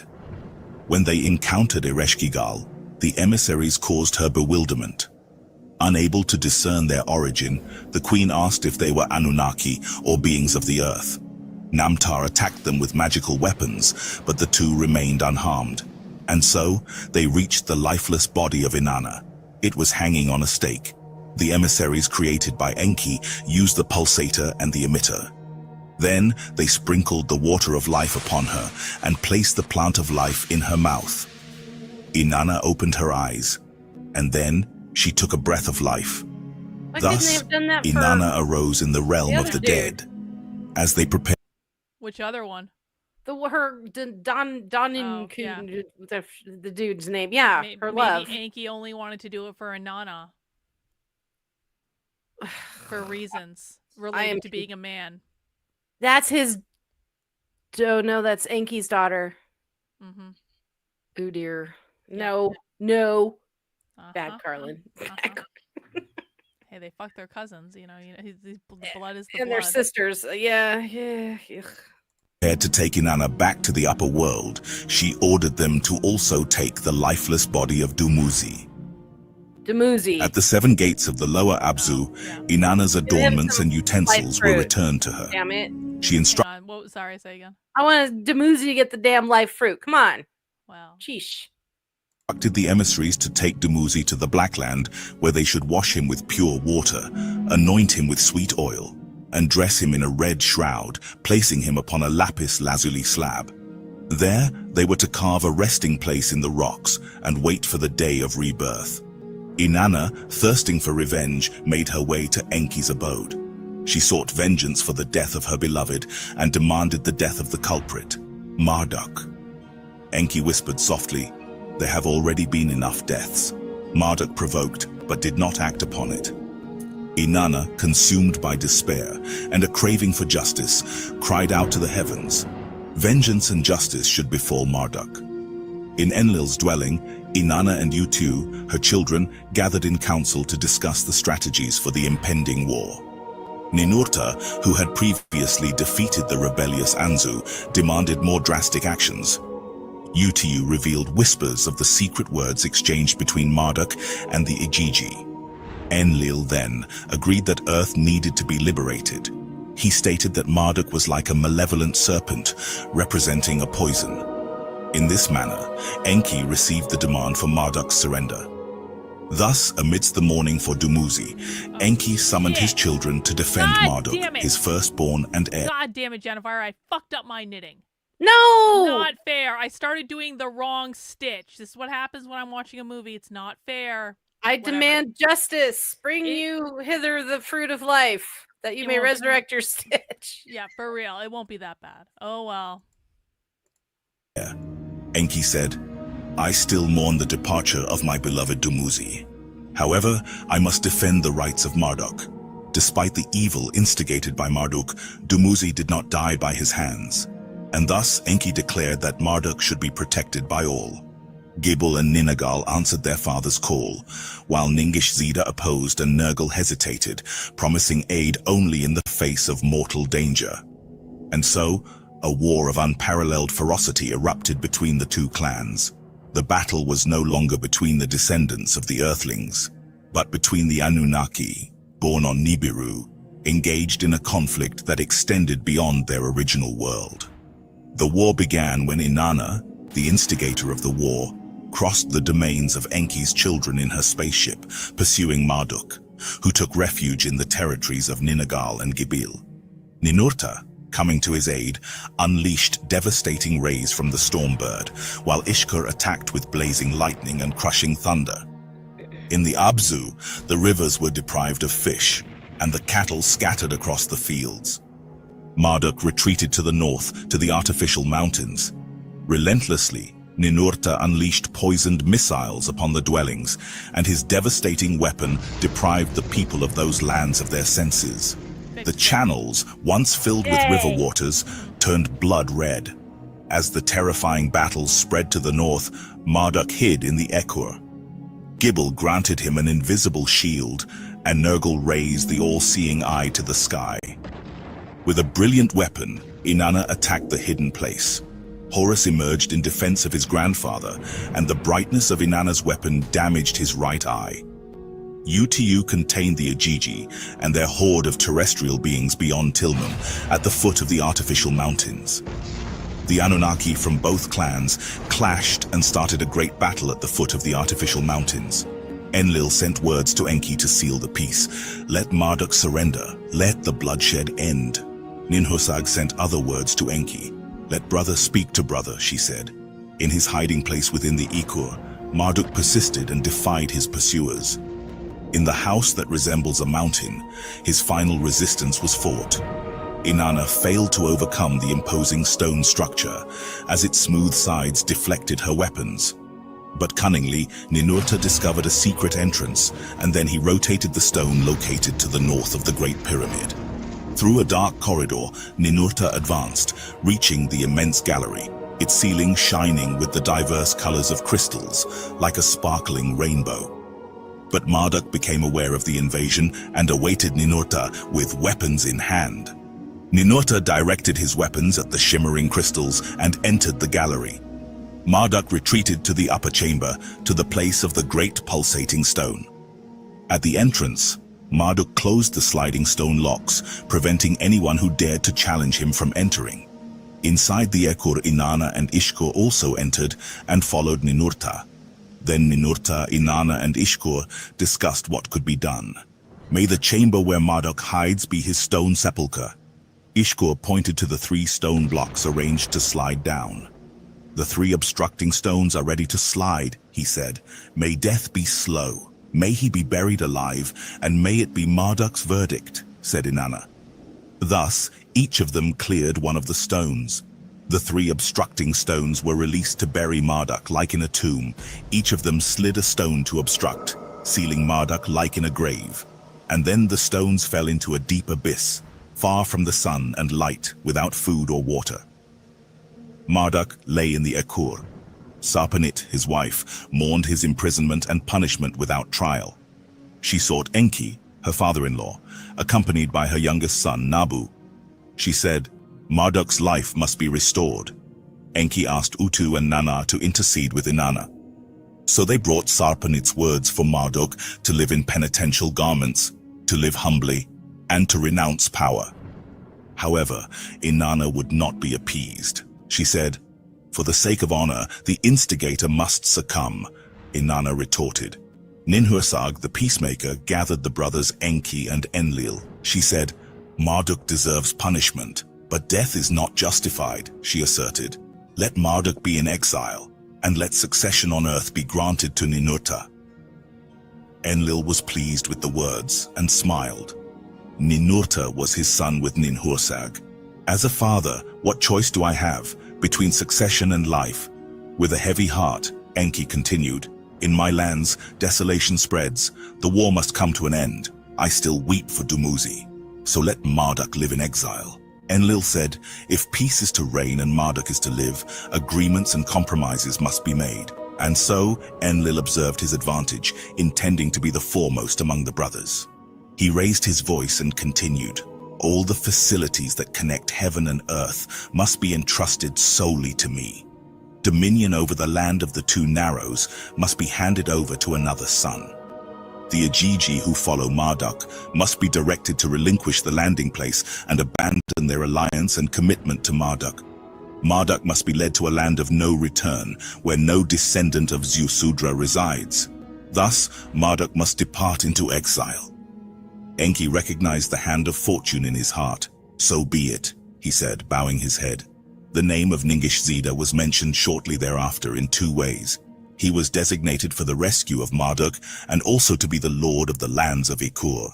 It was said that Ningish Zida, also known as Thoth, was knowledgeable of the secrets of Ekur. When the great Anunnaki announced their decrees, Ningish Zida was called upon to perform the rescue. His challenge was to extract Marduk from the blocked depths, from the bowels of the Great Pyramid. Saving Marduk, buried alive, was a mission that exceeded his own conception. Ningish Zida studied the hidden designs of Ekur and devised a plan to overcome the obstacles. Then he said, "Through a carved upper opening, Marduk will be liberated," and he revealed his plan to the leaders.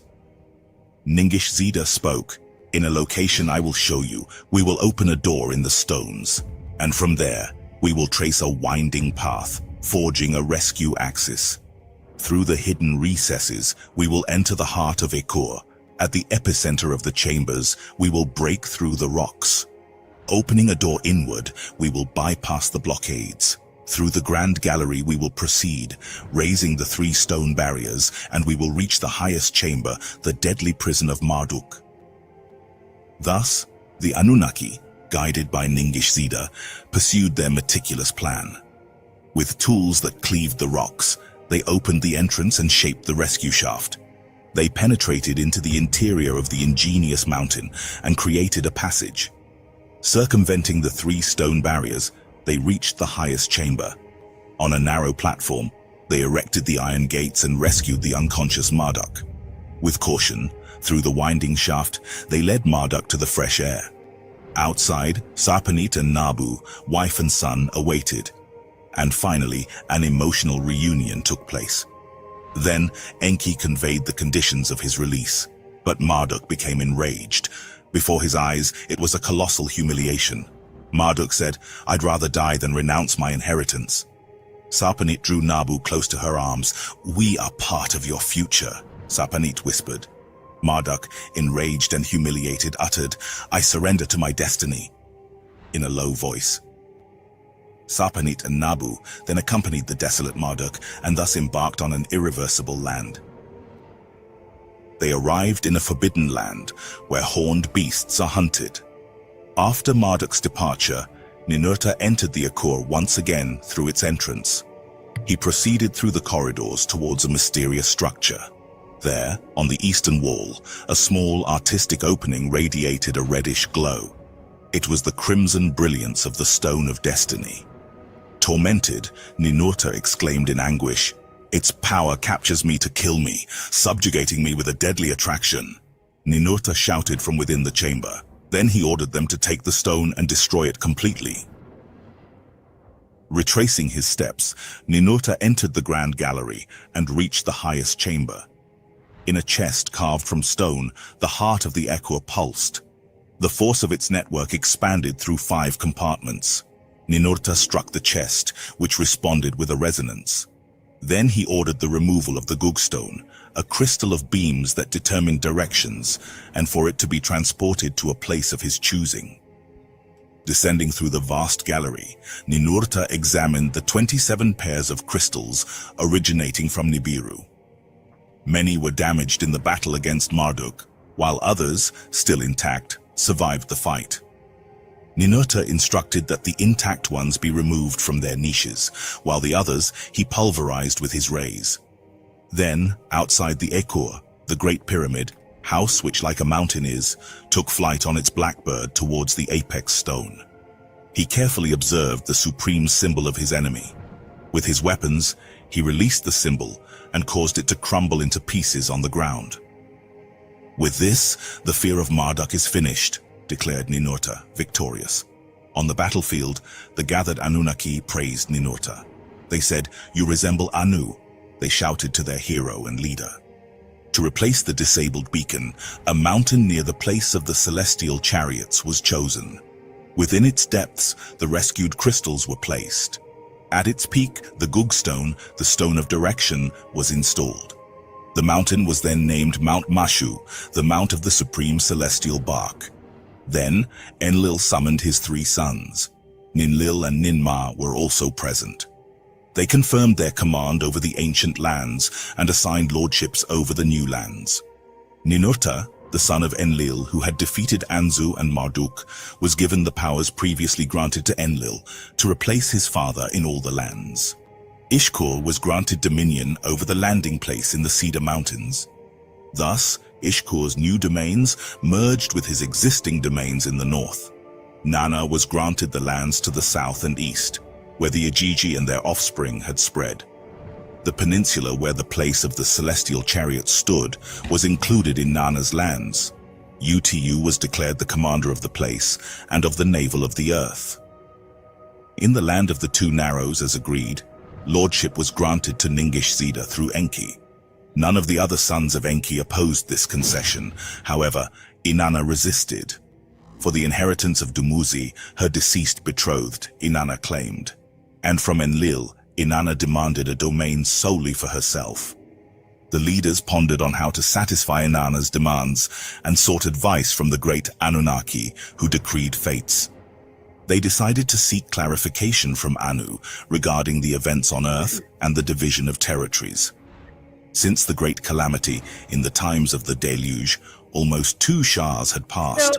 The Earthlings moved from the mountainous lands and returned to... There you go. I feel like we could use just a bit of a breather here. Sure. But so Inanna is demanding her own kingdom.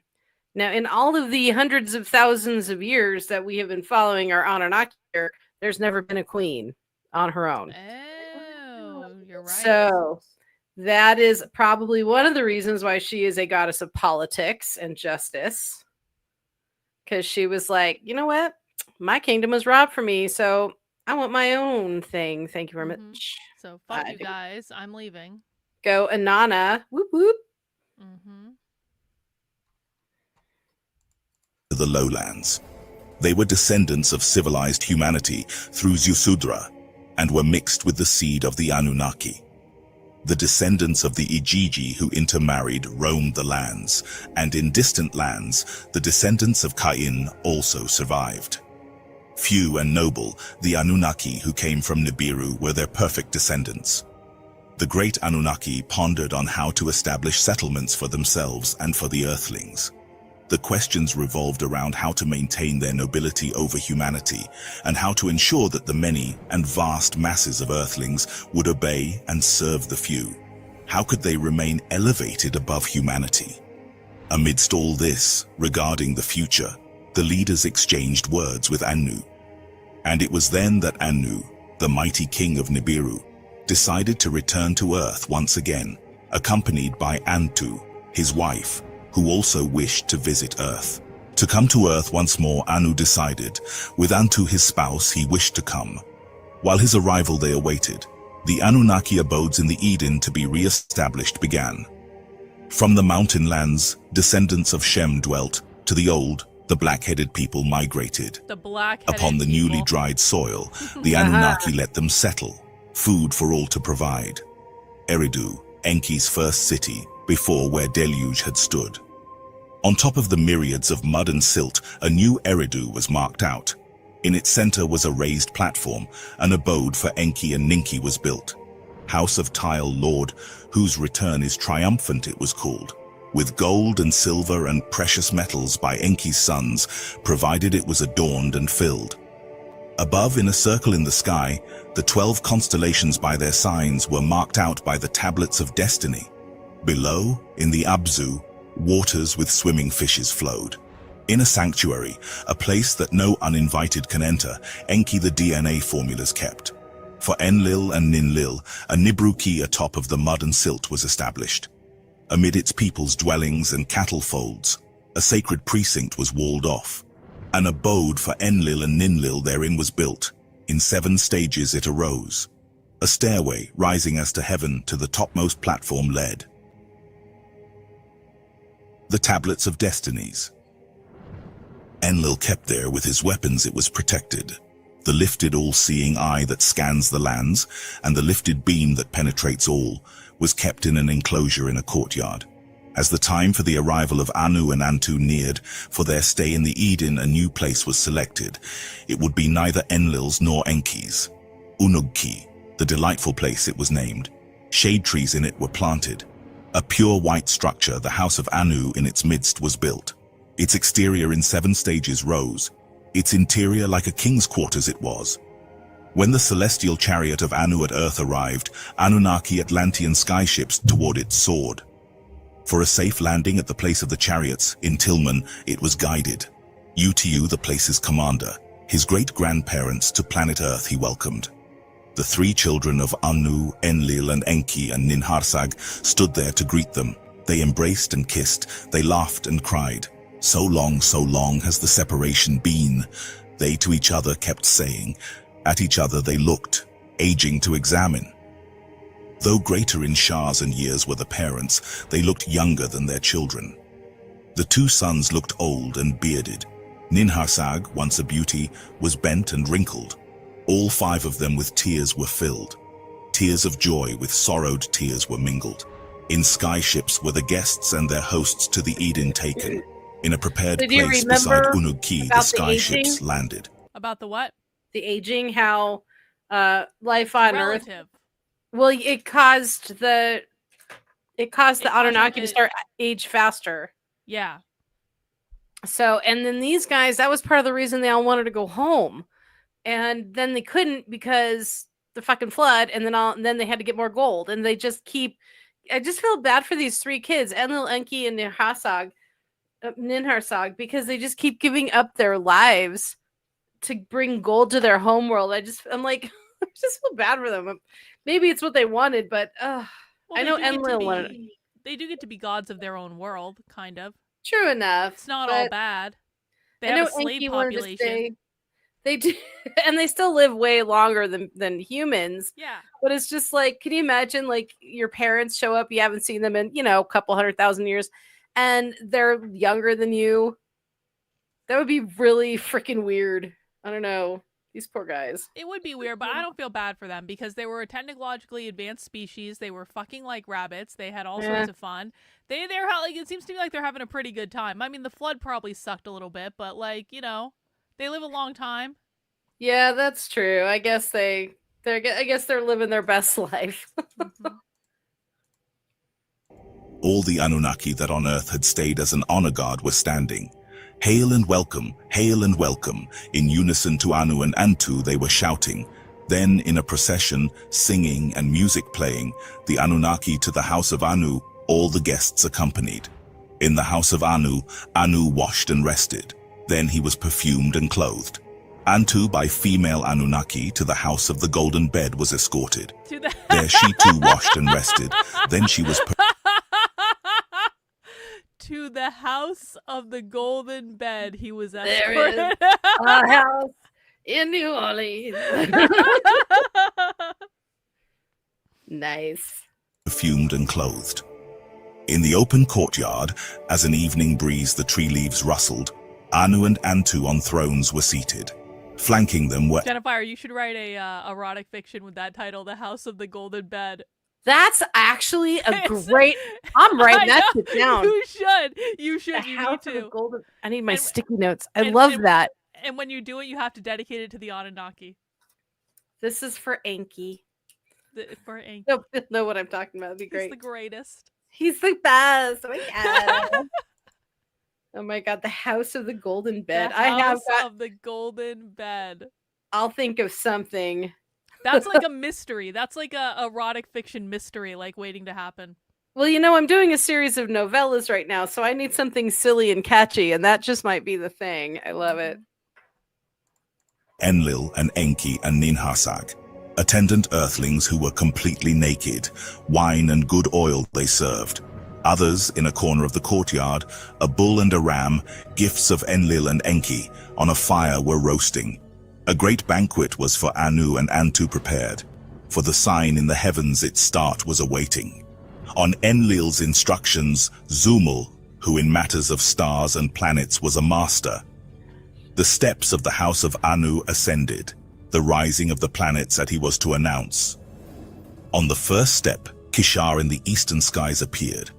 Lahamu, or the second step, was seen. Mumu on the third step was announced. Anshar by the fourth step rose. Lahmu on the fifth step was seen. The moon from the sixth step was announced. Then, on a signal from Zumul, the hymn, "The Planet of Anu in the Skies Rises," began to be sung.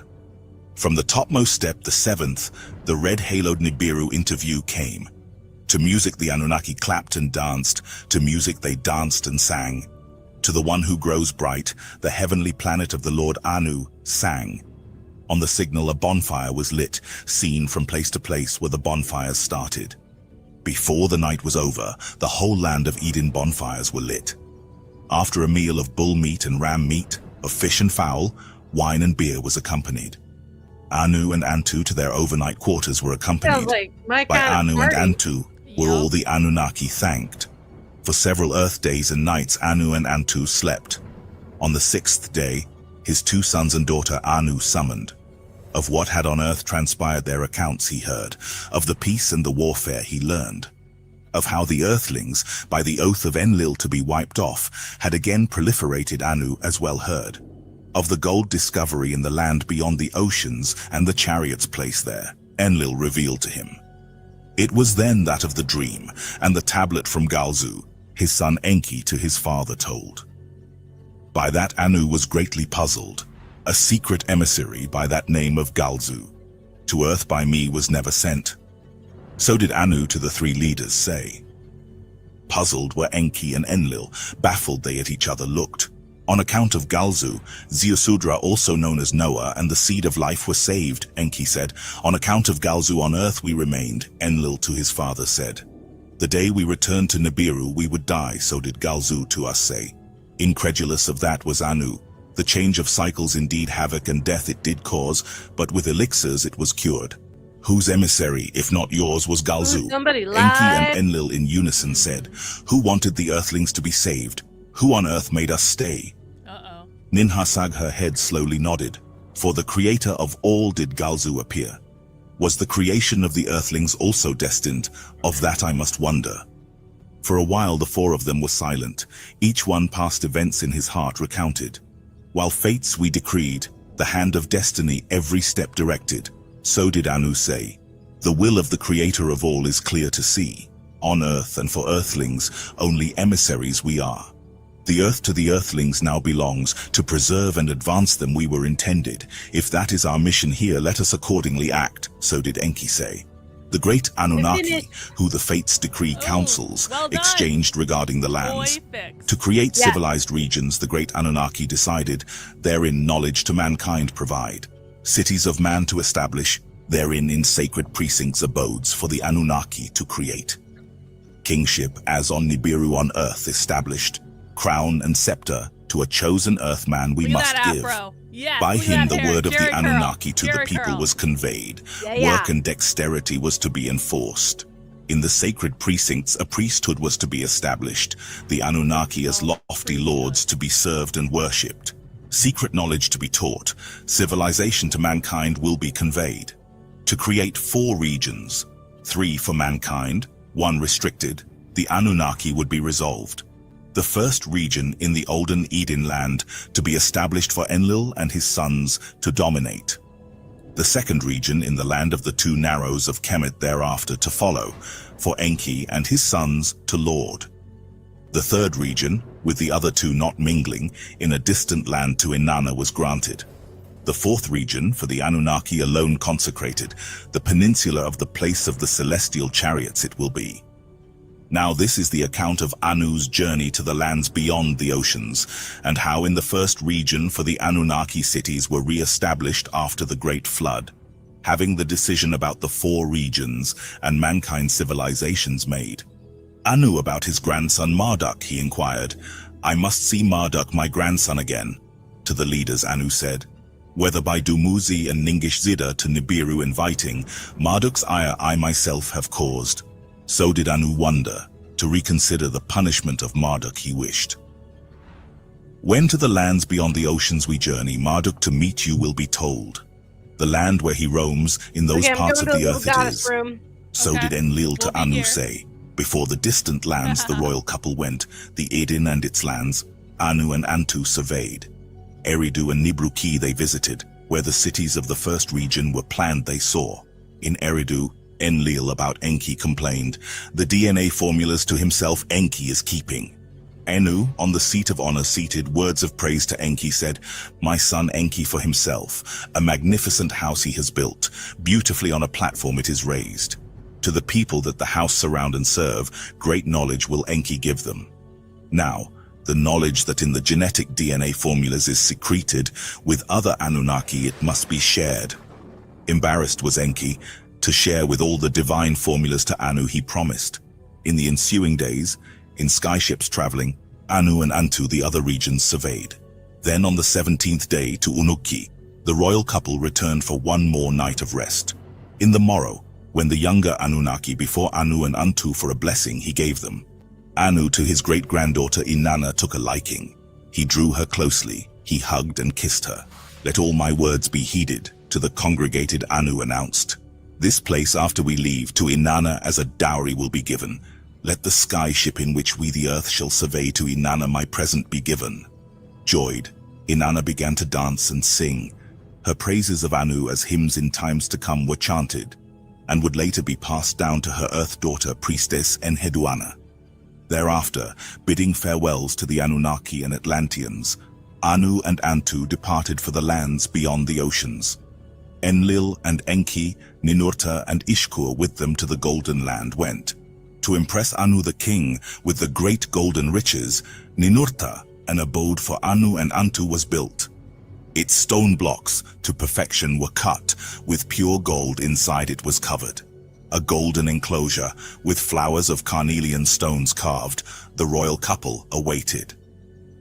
By the shore of the great mountain lake, the abode erected and stood. How the gold nuggets are collected the visitors were shown. There is gold here enough for many shahs to come. Anu, satisfied, said. To a place nearby Ninurta to Anu and Antu, an artificial mound showed. How to a place for melting and refining metals it was made, Ninurta explained to them. How a new metal from stones was extracted, he showed them. Anunnaki made, he called it. How by combining it with the abundant copper, a strong metal he invented, he showed them. On the great lake, from whose shores the metals came, Anu and Antu sailed. The Lake of Anak, Anu called it. Henceforth this was its name. Then from lands of the north, lands where great horned beasts were hunted, Marduk, also known as Amun-Ra, before his father Enki and his grandfather Anu came. Nabu his son with him he was. When Enki about Sapanit inquired, Marduk with sorrow of her death them he told. Now Nabu alone with me has remained. To his father and grandfather Marduk said. Anu to Marduk to his chest pressed. Enough you have been punished, to him he said. With his right hand on Marduk's head, Anu to Marduk to be forgiven blessed. From the golden place, high in the mountains, all who had gathered to the plain below went. There, stretching to the horizon, Ninurta a new place for the chariots has prepared. Anu and Antu's celestial chariot stood there ready. With gold to the brim it was loaded. As the time for departing came, Anu to his children words of goodbye and guidance said, "Whatever destiny for the earth and the earthlings intended, let it so be. If man, not Anunnaki, to inherit the earth is destined, let us, which is destiny, help. Give mankind knowledge up to only a measure of secrets of the heavens and earth them teach. Laws of justice and righteousness teach them, then depart and leave." So did Anu to his children fatherly instructions give. Once more they hugged, embraced and kissed, and from the new chariot's place, Anu and Antu for Nibiru left. The first to break the sorrowed silence was Marduk, also known as Amun-Ra. With anger were his words. Amun-Ra. What is this new place of celestial chariots? Of the others an explanation he demanded. What after my exile without my knowledge has transpired? When Enki of the decisions about the 4 regions to Marduk told, Marduk's fury knew no bounds. Why will Inanna, a cause of Dumuzi's death, her own region get? The decisions have been made, they cannot be altered. So did Enlil to Marduk say. In separate skyships to the Eden and its adjoining lands they returned. Sensing trouble, Enlil told Ishkur to stay behind over the gold he shall watch. To commemorate Anu's visit, a new count of time passage was introduced. By Earth years, not by Nibiru's shahs. Oh, time What is on Earth introduced. transpired was to be counted. A different way In of the age of the counting it. bull, to Enlil dedicated, was the count of Earth years. How interesting, Jennifer, that they can just change the metric of time. Well, it sounds like they're in. Well, remember when they first started out, he counted how long it took the moon to change, and this was all Alalu when he first got here all by himself, and he called that a month. And then he noticed the rotation of the sun, and he called that a day. But who knows what months or they did go to the Saturn. What was that? Not the Saturn. What is it? The calendar that we're on now. It's not lunar. We used to be lunar. And then they went. I think it was in. Was it Greek times that we went to the 12 months instead of. Yeah, it was should be 13 months. I don't know. You're smiling at me like you're. I'm merely commenting on the fact that they completely changed the metric of time, which means that time is a social construct because it is not real. And it Is that what this is going to? I swear to God. Time is not real. Time is not real. We created time. Time is not real. I don't know if it was the Gregorian calendar, John. I want to say it was like the Saturn, something Saturn. I don't know why I'm stuck on that, but because Saturn was the god of Chronos, the god of time. Stop laughing, you little Cheshire cat grin over there.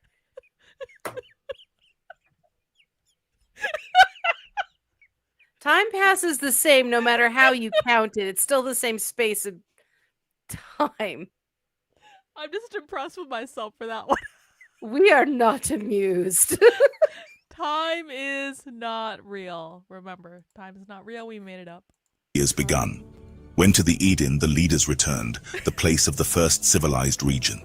How to make bricks from mud, the Anunnaki taught the Earthlings, therewith great cities to build. But where once cities of the Anunnaki alone had stood, cities for both them and Earthlings now arose. Therein, and in new cities for the great Anunnaki, sacred precincts were consecrated. Therein, the Anunnaki with lofty abodes were provided, temples by mankind it is they the were called. Gregorian calendar. Therein, the Gregorian Anunnaki calendar. leaders and houses as I'm lofty sure it was lords called were something served else. and worshipped.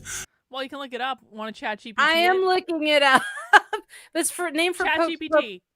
I'm on Google. Gregory the 8th, but we had this calendar way before that. Wait. Okay. Julian. That's it. Julian calendar. That's what I was trying to think thank of. you. Good Lord.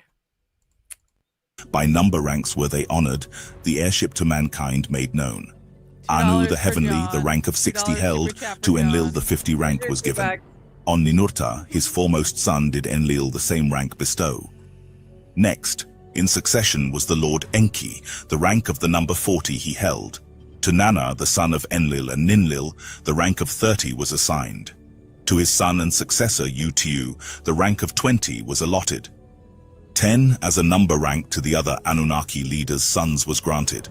Ranks by the fives between the female Anunnaki and spouses were shared. When Eridu and Nibru-Ki and their temple abodes were completed.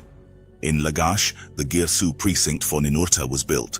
His black sky bird there was kept. Eninu, House of 50, was the temple abode for Ninurta and Bau, his spouse called. The Supreme Hunter and the Supreme Smiter, weapons a gift of Anu, the Eninu protected. Where Sipar before the deluge had been, on top of the mud soil Utu, a new Sipar established. In the Ebabar, the shining house, an abode for Utu and his spouse Aya was raised. From there, Utu for mankind laws of justice promulgated. Where because of silt mud, the olden plans could not be followed, new sites were chosen. ADB, a site from Shurubak not distant, for Ninharsag as a new center was made. The House of Succor and Healing Knowledge was her temple abode therein named. The genetic codes of how the earthlings were fashioned Ninharsag in its holy shrine kept. For Nanar, a city with straight streets, canals and wharves was provided.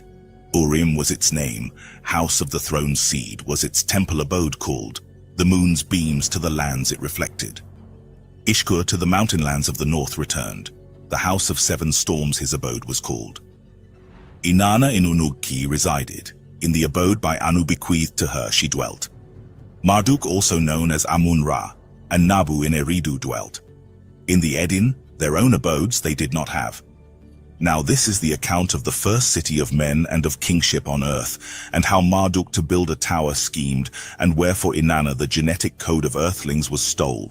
In the first region, in the lands of Aden and in the cities with precincts, by their Anunnaki lords the earthlings' handiworks and crafts were taught. Before long were the fields irrigated. On canal and river boats soon they sailed. The sheepfolds and granaries were overflowing, prosperity the land filled. Kiengi, land of the lofty watchers, the first region it was called. Then to let the black-headed people a city of their own possess it was decided. Kishi, Skepta City it was called. In Kishi did the kingship of man begin. Therein in consecrated soil, Anu and Enlil the heavenly bright object implanted. In it Ninurta the first king appointed, mighty man was his royal title. To make it a center for civilized mankind, Ninurta to Eridu journeyed. The genetic tablets that for kingship divine formulas hold from Enki to obtain. Properly attired with respect, Ninurta Eridu entered. For the genetic DNA codes of kingship, he asked Enki, the lord who all the safeguards, 50 to Ninurta granted. In Kishi where the black-headed people with numbers to calculate were taught, heavenly Ningish Zida, also known as Thoth, writing them he taught, heavenly Ningish Zida beer-making them showed. In Kishi, by Ninurta guided, kiln work and smithing proliferated. Wheeled wagons, to male asses harnessed, craftily in Kishi first were fashioned. Laws of justice and righteous behavior in Kishi were promulgated. It was in Kishi that the people hymns of praise to Ninurta composed.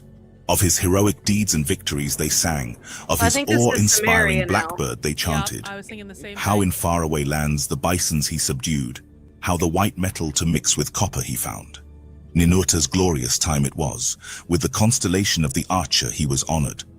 All the while Inanna in Unuki, her lordship in the third region awaited, all the while the domain of her own of the leaders she demanded. The third region after the second one will come, her leaders thus assured her. Having seen how Ninurta to Eridu journeyed, how the genetic codes of kingship he obtained, Inanna in her heart a plan devised, to obtain from Enki she schemed. Her chambermaid Ninshubur to Eridu she dispatched, a visit by Inanna to announce. On this hearing, Enki to Isimud, his housemaster, quickly instructions gave, the maiden, all alone, to my city Eridu her step is directing. When all alone she will arrive, my inner chambers let her enter. Pour for her cold water to freshen her heart, barley cakes with butter give her, sweet wine prepare, the beer vessels to the rim fill up. When Inanna alone the abode of Enki entered, Isimud Enki's commands he followed.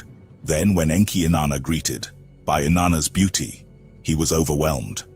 With jewelry was Inanna bedecked, by her thin dress her body she revealed. When she bent down, her vulva by Enki was thoroughly admired. From the wine cups, sweet. There it is. I was just thinking, well, this is pretty mild compared to the last couple. Her vulva by Enki was thoroughly admired. Nice lobes.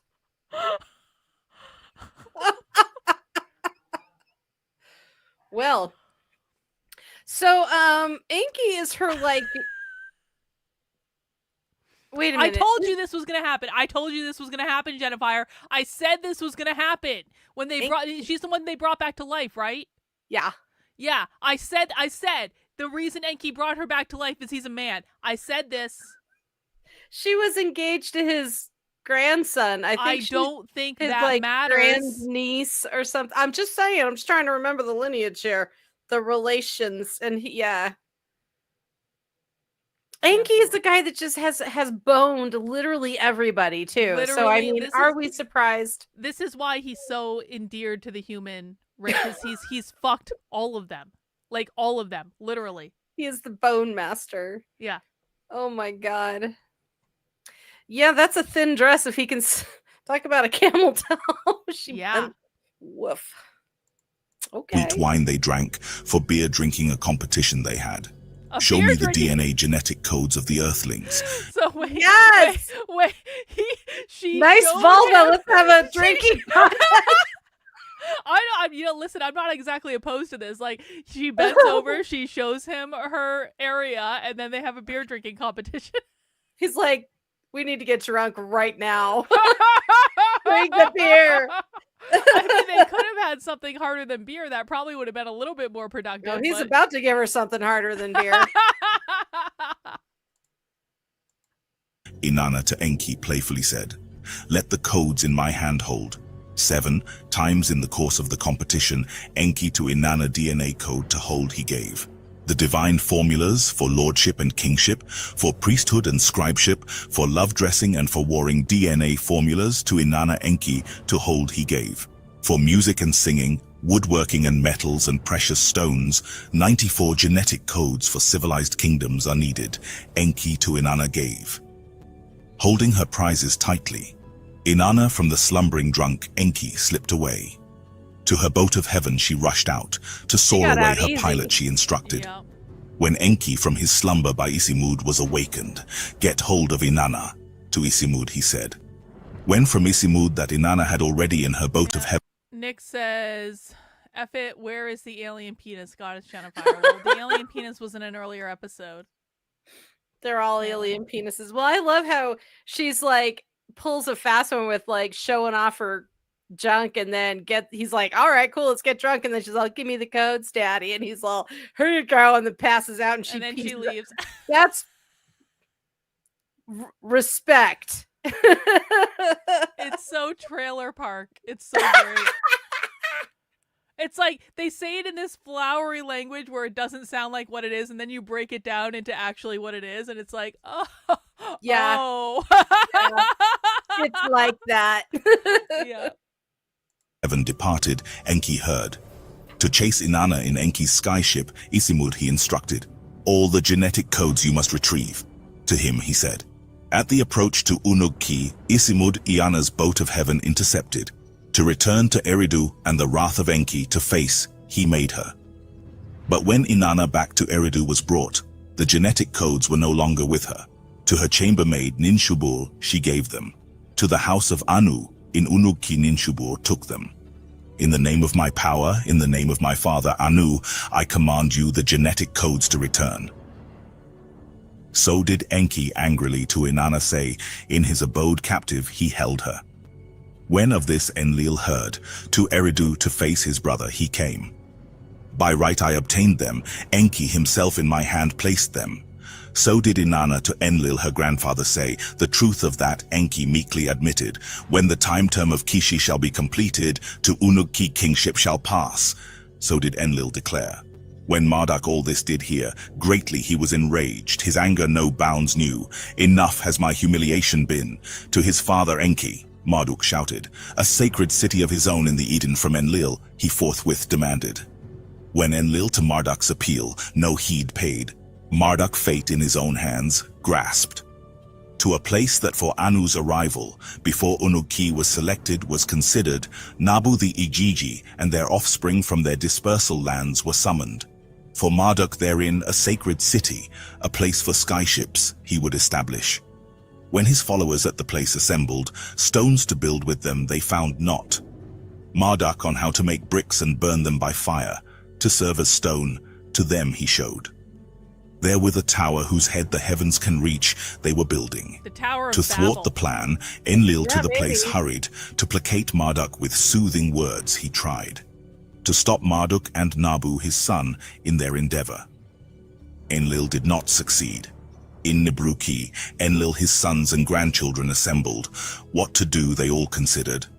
Marduk an unpermitted gateway to heaven is building in Babel. To Babel. earthlings he's Yeah, entrusting yeah. them. So did Enlil to his sons and grandchildren say, if this we allow to happen, no other matter of mankind shall be unreached. This evil plan must be stopped, Ninurta said, all with that agreed. It was nighttime when from Nibruki the Enlilita Anunnaki came. From their sky ships havoc upon the rising tower, fire and brimstones they rained. So they To wanted the tower humans and the to whole have encampment a complete agency. end they made. What's that? They wanted humans to have agency, but not that much agency. Right. Just enough. Just enough agency. Just enough to, like, you know, burn goats and screw the gods. To scatter abroad the leader and his followers, Enlil thereupon decided. Henceforth their counsels to confuse, their unity to shatter, Enlil decreed. Until now all the earthlings one language and appearance they had, in a single tongue and union they speak. Henceforth their language and unity I shall confound, that they each other's speech will not understand, and they will be genetically marked and divided amongst the Anunnaki leaders. In the 310th year, since the count of Earth years began, did all this happen. In each region and every land, the people were divided into genetically marked groups that favored the likeness of each Anunnaki leader. A different tongue he made them speak.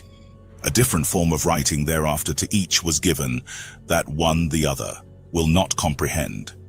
To the first regions, the descendants of Zisudra and Cain will rule, and to the second regions, the descendants of Seth and Shem shall rule. 23 kings did in Kishi reign. For 408 years was it the scepter city.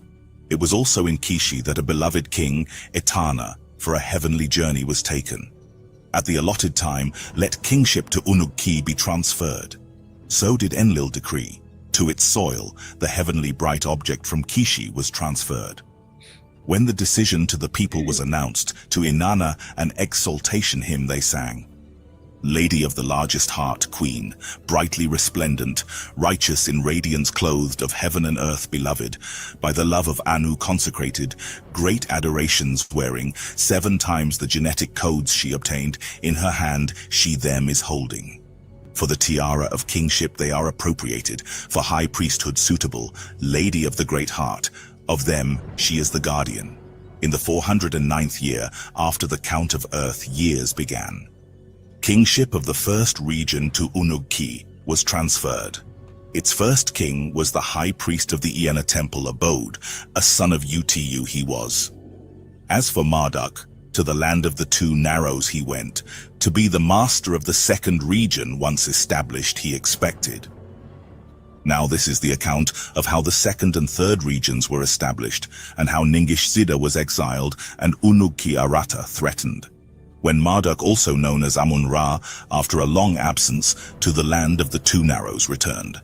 Ningishzida as its master he there found, its lofty lord Ningishzida known as Thoth was.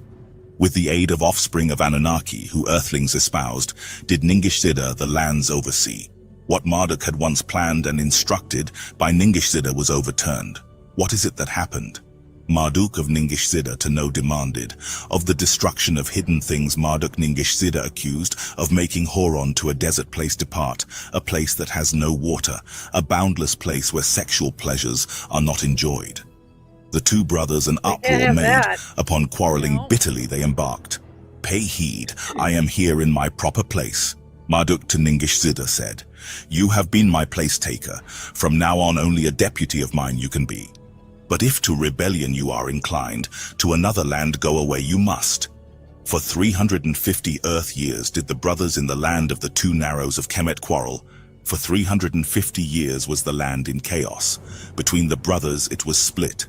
Then Enki, their father, to Ningishzida said, for the sake of peace, to other lands depart. To go to a land beyond the oceans Ningishzida chose, with a band of Atlantean and Lemurian followers there he went.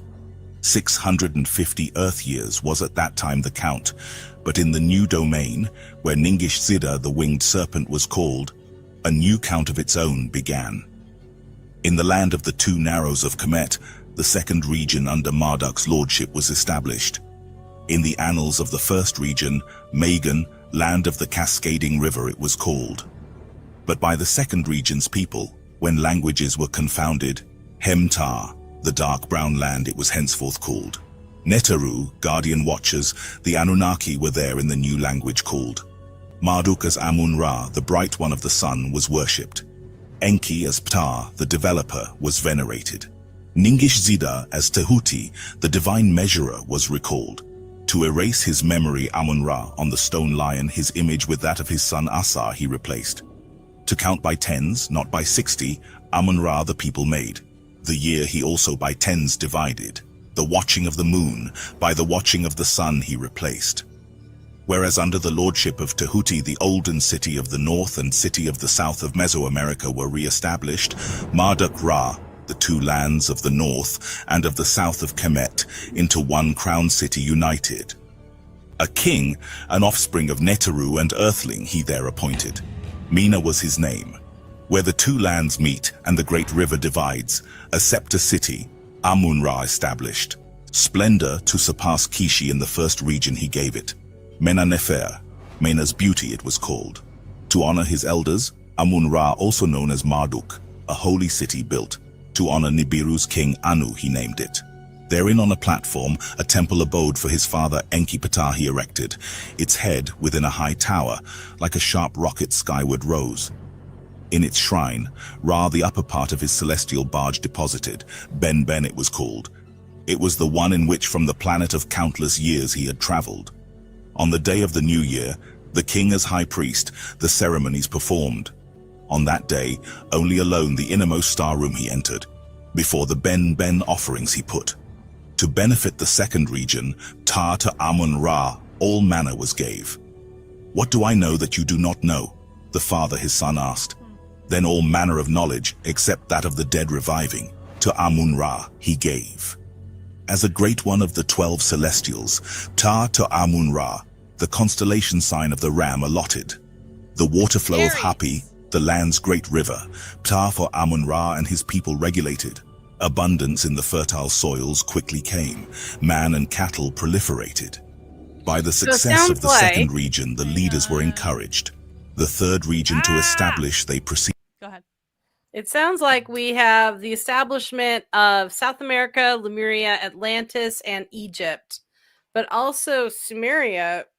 Sumeria was like before Egypt, though. I don't know if they... Yeah, they already established Sumeria. Yeah, so I'm guessing... That's like, sorry, thread. That's like the rest of the stuff. Now, I wasn't sure if Mesoamerica was formally... No, I said I don't see there's any reason why not. Because I guess I kind of think of Lemuria and Atlantis as being pre-Sumeria, and then I see like then Sumeria, then Egypt, and because Atlantis and Lemuria both disappeared during the Younger Dryas episode. So maybe they all did exist in only Sumeria and Egypt. And South Mesoamerica survived. I don't know. It's an interesting kind of feels like things are getting a little mishmashed and piled upon now here in our grand finale. Yeah. But let's just go with it. Let's see where they're going. To make it a domain of Inanna as she was promised, they decreed. As befits the mistress of a region, a celestial constellation to her was assigned. Beforehand, with her brother Utu, the station of the twins she shared, henceforth as a gift from Ninhursag. Her constellation of the maiden now to Inanna was allotted. In the 860th year, according to the Earth year count, was Inanna so honored. These were the years of early Sumer. Far away in the eastern lands, beyond 7 mountain ranges, was the third region. Zamush, land of 60 precious stones, was its highland realm called. Aratta, the wooded realm, was located in the valley of a meandering great river. In the Great Plain, did the people cultivate crops of grains and horned cattle herd.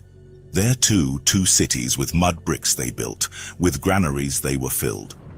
As by Enlil's decree required, the Lord Enki, Lord of Wisdom, the third region, which is modern-day Turkey, a changed tongue and appearance was devised. A new kind of writing signs he for it fashioned, a tongue of man heretofore unknown. For Aratta, Enki in his wisdom created. But the of civilized kingdoms for the third region, Enki did not give. Let Inanna what for Anunnaki had obtained with the new region share, so did Enki declare. In Aratta, which is modern-day Turkey and Iran, Inanna a shepherd chief appointed, akin to her beloved Dumuzi he was. In her skyship from Anunnaki to Aratta, Inanna journeyed over mountains and valleys she flew. The precious stones of Zamush she cherished, pure lapis lazuli with her to Anunnaki she carried.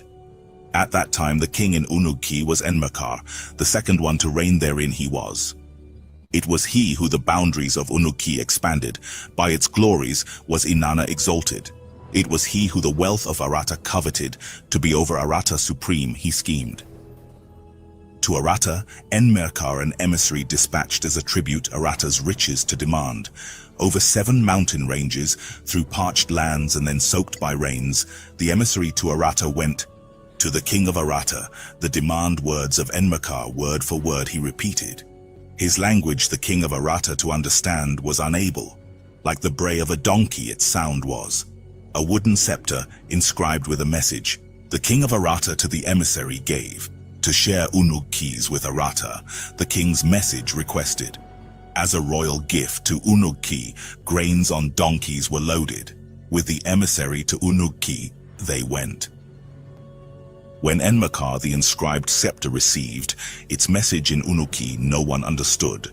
He brought it forth from light to shade. He brought it forth from shade to light. What kind of wood is this? He asked. Then to plant it in the garden, he ordered. After 5 years, after 10 years had passed, from the scepter a tree grew. A tree of shade it was. What shall I do? Enmerkar in frustration his grandfather Utu asked. With heavenly Nisaba, the mistress of scribes and writing, Utu interceded. On a clay tablet, his message to inscribe Nisaba Enmerkar taught in the tongue of Arata it was. By the hand of his son, Banda was the message delivered. Submission or war, it said. By Inanna, Arata was not abandoned. To Unuki, Arata will not submit. The king of Arata said, if warfare Unuki desires, let one warrior in combat meet. Better yet, let us peacefully treasure exchange. Let Unuki its for Arata's riches give. On the way back, carrying the peace message, Banda fell sick. His spirit left him. His comrades raised his neck, without the breath of life it was. On Mount Hurum, on the way from Arata modern-day Turkey, to his death was Banda abandoned. The riches of Arata, Unug-Ki did not receive. The Unug-Ki Arata did not obtain. In the third region, civilized mankind did not fully blossom. What to Inanna was entrusted she neglected. Other domains, not to her, were granted. In her heart she coveted. When from Unug-Ki, at the count of 1,000 years, kingship was taken away from her. Who the calamity by the end or the next millennium could foresee? Who the disaster would have prevented? That in less than a third of one Shah, a calamity unknown would befall once again. Who could foretell? By Inanna, the bitterness started. Marduk as Amun-Ra with destiny tangled. Ninurta and Nergal the unspeakable end with their own hands delivered. Why was Linana with her granted domain not satisfied? Why to Marduk did unforgiving she remain? Journeying between Unug-Ki, which is modern Baghdad, and Arata modern-day Turkey, Inanna was restless and ungratified. For her beloved Dumuzi she still mourned. Her love's desire unquenched remained. When she flew about in the sun rays, Dumuzi's image she saw shimmering and beckoning. In the night time in dream visions he appeared. I will return, he was saying.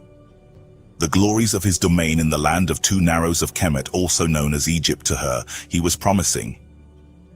In the sacred precinct of Unug-Ki modern day, Baghdad, a house for nighttime pleasure she established. To this Gigunu young heroes, on the night of their weddings, with sweet words she lured. Long life, a blissful future to them she promised, that her lover Dumuzi she imagined. Each one in the morning in her bed was found dead.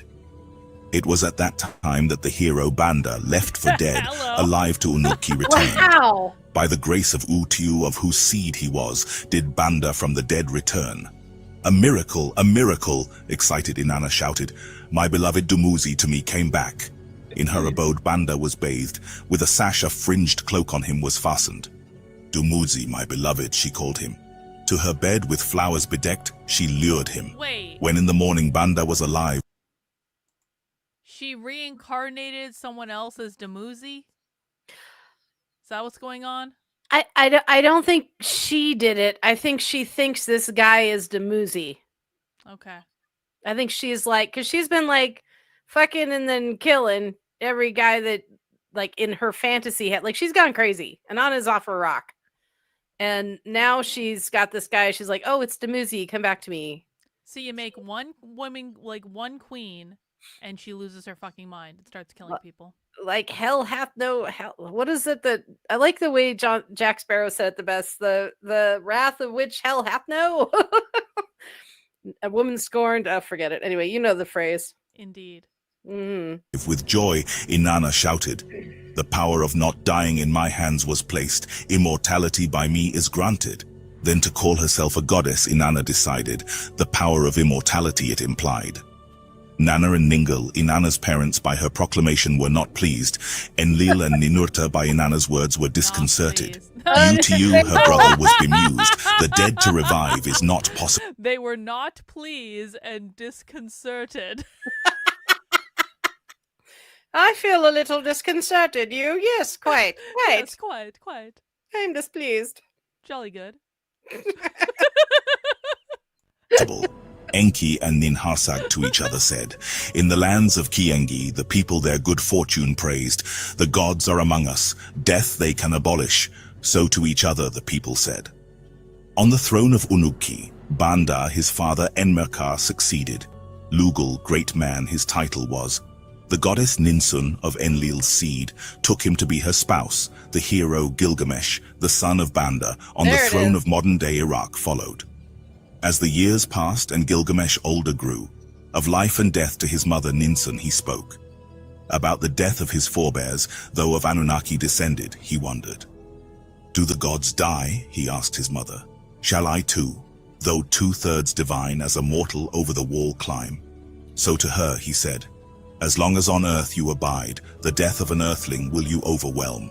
Ninsun to her son said, "But if to Nibiru you will be taken, long life thereon you will attain." To take Gilgamesh aloft, to Nibiru journey, Ninsun to Utu, the commander, appealed. Endlessly Ninsun to Utu appealed, day after day with him she pleaded, "Let Gilgamesh to the landing place go." Utu in the end agreed. To guide and protect him, Ninharsag a double of Gilgamesh fashioned. Enkidu, as by Enki created was he called, of a womb he was not born, blood in his veins was not. With the comrade Enkidu Gilgamesh to the landing place journeyed. Utu with oracles his progress oversaw. At the entrance to the cedar forest, its fire-belching monster their way blocked. With trickery they the monster confused, to pieces it they broke. When the secret entrance to the tunnels of the Anunnaki was found by the Bull of Heaven, a cyborg creature of Enlil, with deathly snorts they were challenged. To the gates of Unuki, which is modern-day Iraq, the cyborg monster them chased. At the city's ramparts by Enkidu, it was smitten. When Enlil heard this, with agony he cried, in the heavens of Anu was his wailing heard, for in his heart Enlil well knew. Bad indeed was the omen, for having the Bull of Heaven slain, to perish in waters Enkidu was punished. Gilgamesh, having by Ninsun and Utu been instructed of the slaying, was absolved.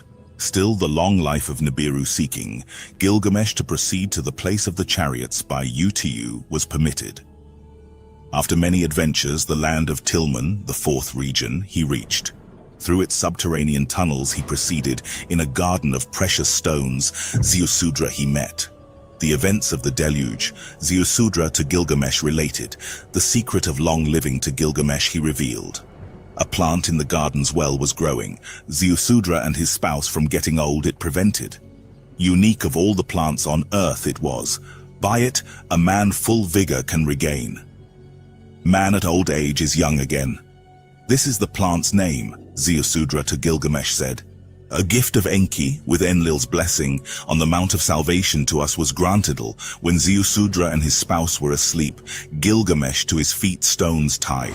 Into the well he dived. The plant of being young again he grasped and uprooted. With the plant in his satchel through the tunnels he hurried to his city Unuki and made his way. When he tired and was asleep, a snake by the plant's fragrance was attracted. The snake took the plant from the sleeping Gilgamesh. They're repeating the tree of life. There's a snake, there's a tree that gives you life. Like, what else is Well, there? it's a plant at the bottom of a well. And yeah, so now there's a snake again. And here's what's bothering me is just you go and you pull, there's one plant that can make you immortal and you pull it out.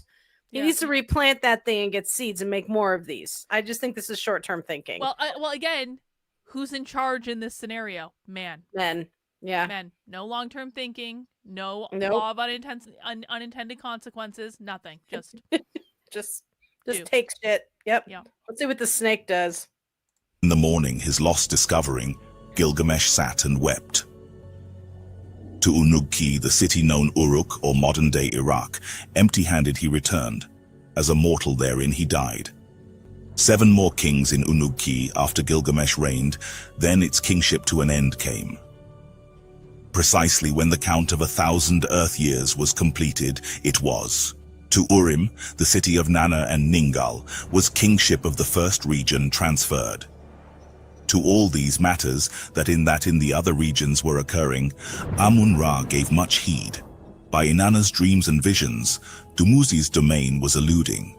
Amun-Ra was disturbed. To counteract Inanna's schemes of expansions, he was determined. In the matters of resurrection and immortality, he found much to ponder. The thought of divine godship to him greatly appealed. To be a great god himself, he then announced. How much of earthly existence was granted to Gilgamesh, who was largely of earthly origin? Amun-Ra was angered, but a clever way, wherewith the loyalty of kings and people to retain, he deemed it. If demigods the gateway to immortality are shown, let this to the kings of my own region apply. So did Marduk in the second region known as Amun-Ra, to himself would say, let the kings and pharaohs of my region who are of Anunnaki offspring travel to Nibiru in an afterlife on our home planet. So did Amun-Ra in his realm decree. The kings, how to build tombs facing eastward he taught. Okay, to the priest scribes a long book he dictated known as the Egyptian. I have to acknowledge this in the chat. Darmuk and Jalad at Tanagra. Darmuk, his arms open wide. Thank you, Misakin. It's a Star Trek thing. I'm a nerd, remember? Okay. Book of the Dead. The afterlife journey in detail in it was described. How to reach the Duat, the place of the celestial boats in the book was told. How to there, by a stairway to heaven, to the imperishable planet Nibiru to journey. Of the plant of life partake, the waters of youth to satiation drink. Of the coming of the gods to earth by Amun-Ra, where the priests taught. Gold is the splendor of life, to them he said. The flesh of the gods it is, to the pharaohs and kings Amun-Ra said. To make gold expeditions to the Abzu and the lower domain the kings he instructed. When the kings of Ra's lands conquered by the might of weaponry not their own, his brothers' realms he invaded, their ire he caused to arise and grow. What is Marduk up to? The brothers each other asked, that over us he tramples. To their father Enki they appealed. To Ptah his father Amun-Ra did not listen. To capture all adjoining lands the kings of Magan and Meluha Amun-Ra directed. To be the master of the 4 regions and rule all people was his heart's plan. The earth is mine to rule. So adamantly to his father he said. Now this is the account of how Marduk Supreme himself declared, and Babylon he built, and how Inanna, warrior kings she commanded to make blood, made flow and sacrileges. After kingship was transferred to Urim from Unuki, Nana and Ningal smiled upon the people. Nana, as the god of the moon, was worshipped fittingly with his rank of 30. He decreed 12 festivals each year, corresponding to the 12 great Anunnaki, with each month dedicated to one deity. Throughout the first region, shrines and sanctuaries were built for the Anunnaki gods, allowing direct prayers from the people.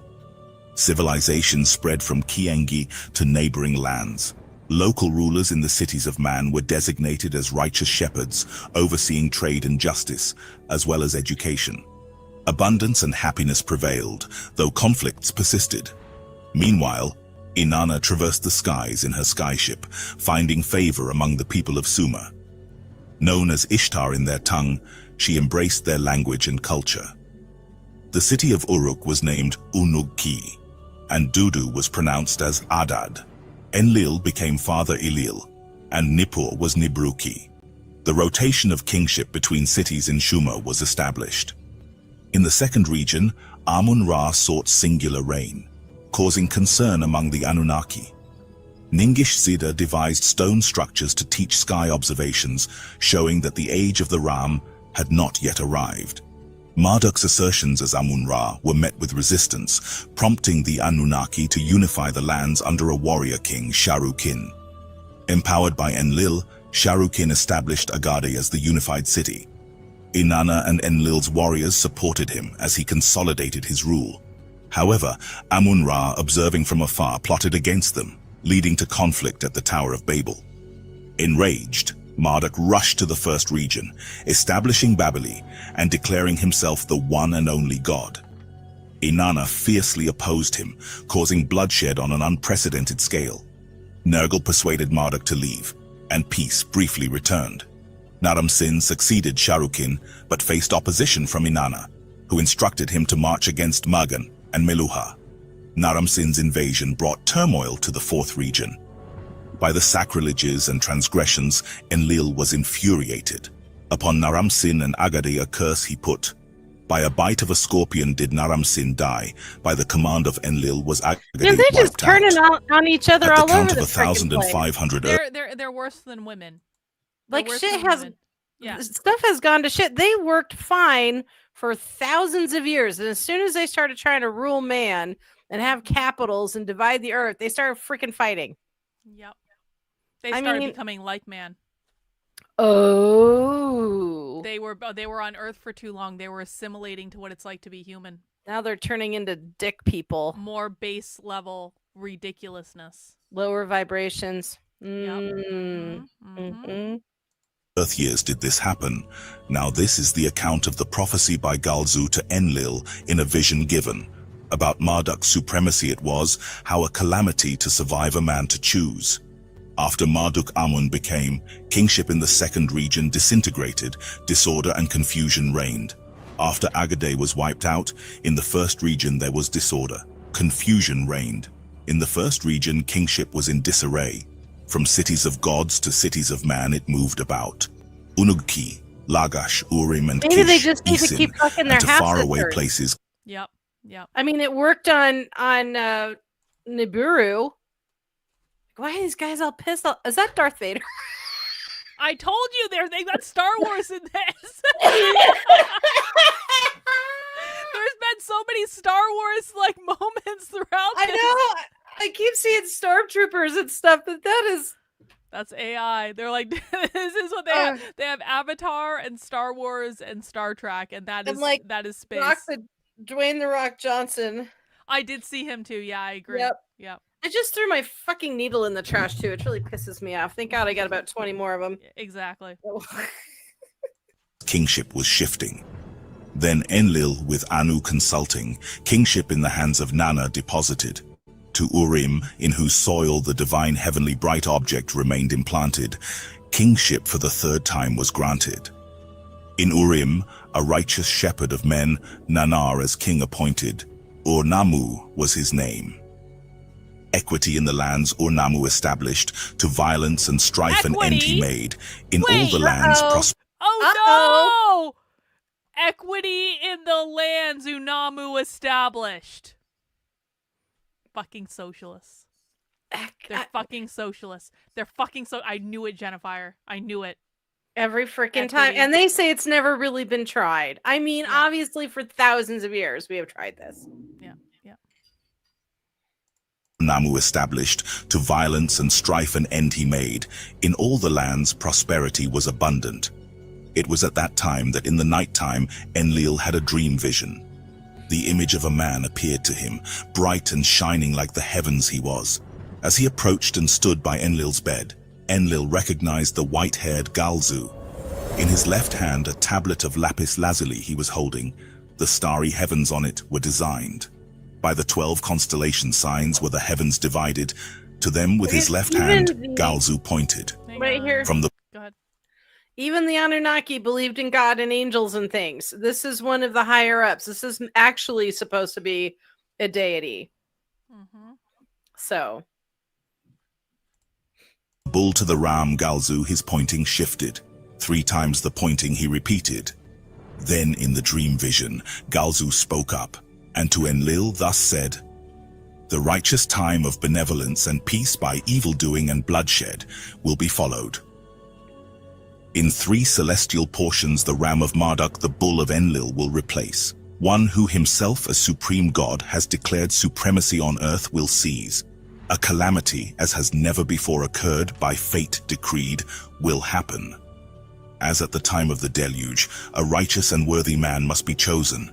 By him and his seed will civilized mankind, as by the creator of all intended, be preserved. So did Galzu, the divine emissary to Enlil in the dream vision, say. When Enlil from the nighttime dream vision awakened, there was no tablet beside his bed. Was it an oracle from heaven, or did I it all in my heart imagine? Enlil wondered to himself.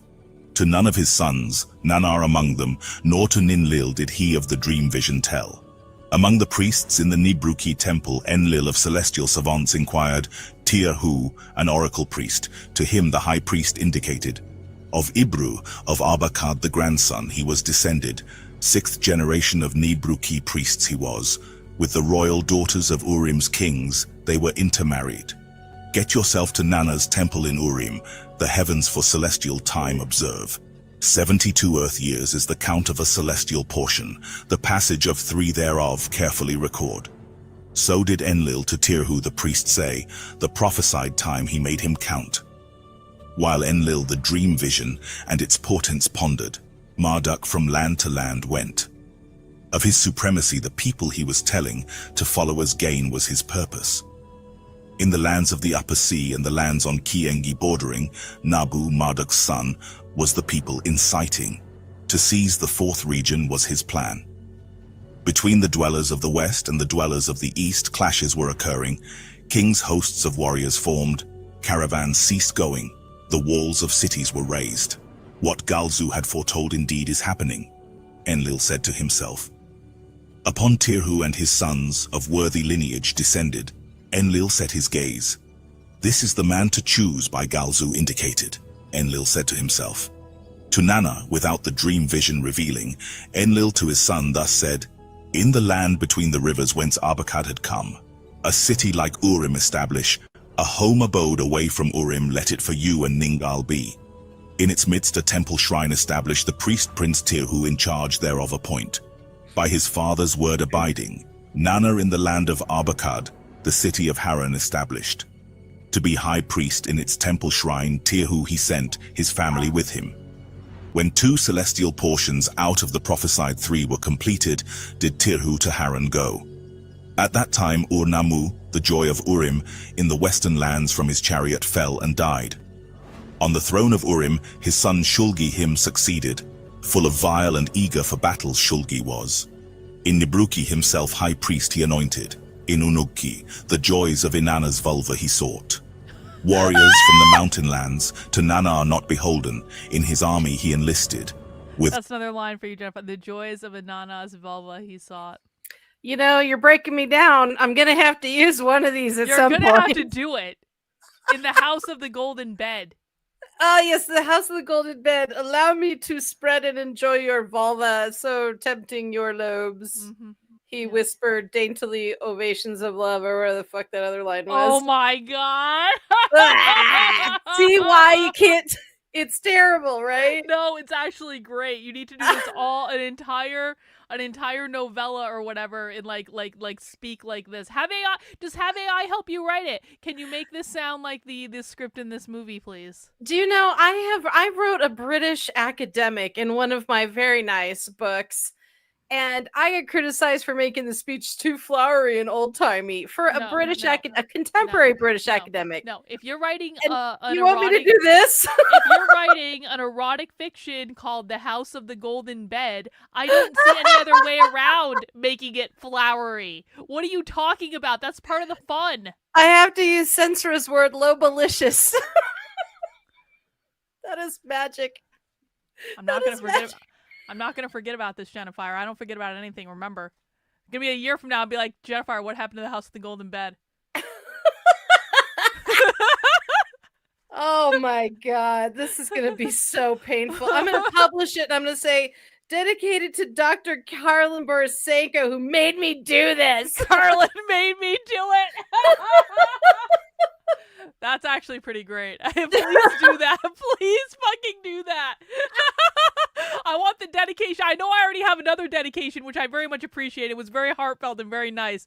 But now I want that dedication of the House of the Golden Bed. Carlin made me do it. Yeah, Carlin made me do it. All proceeds from this are going to transgender surgeries.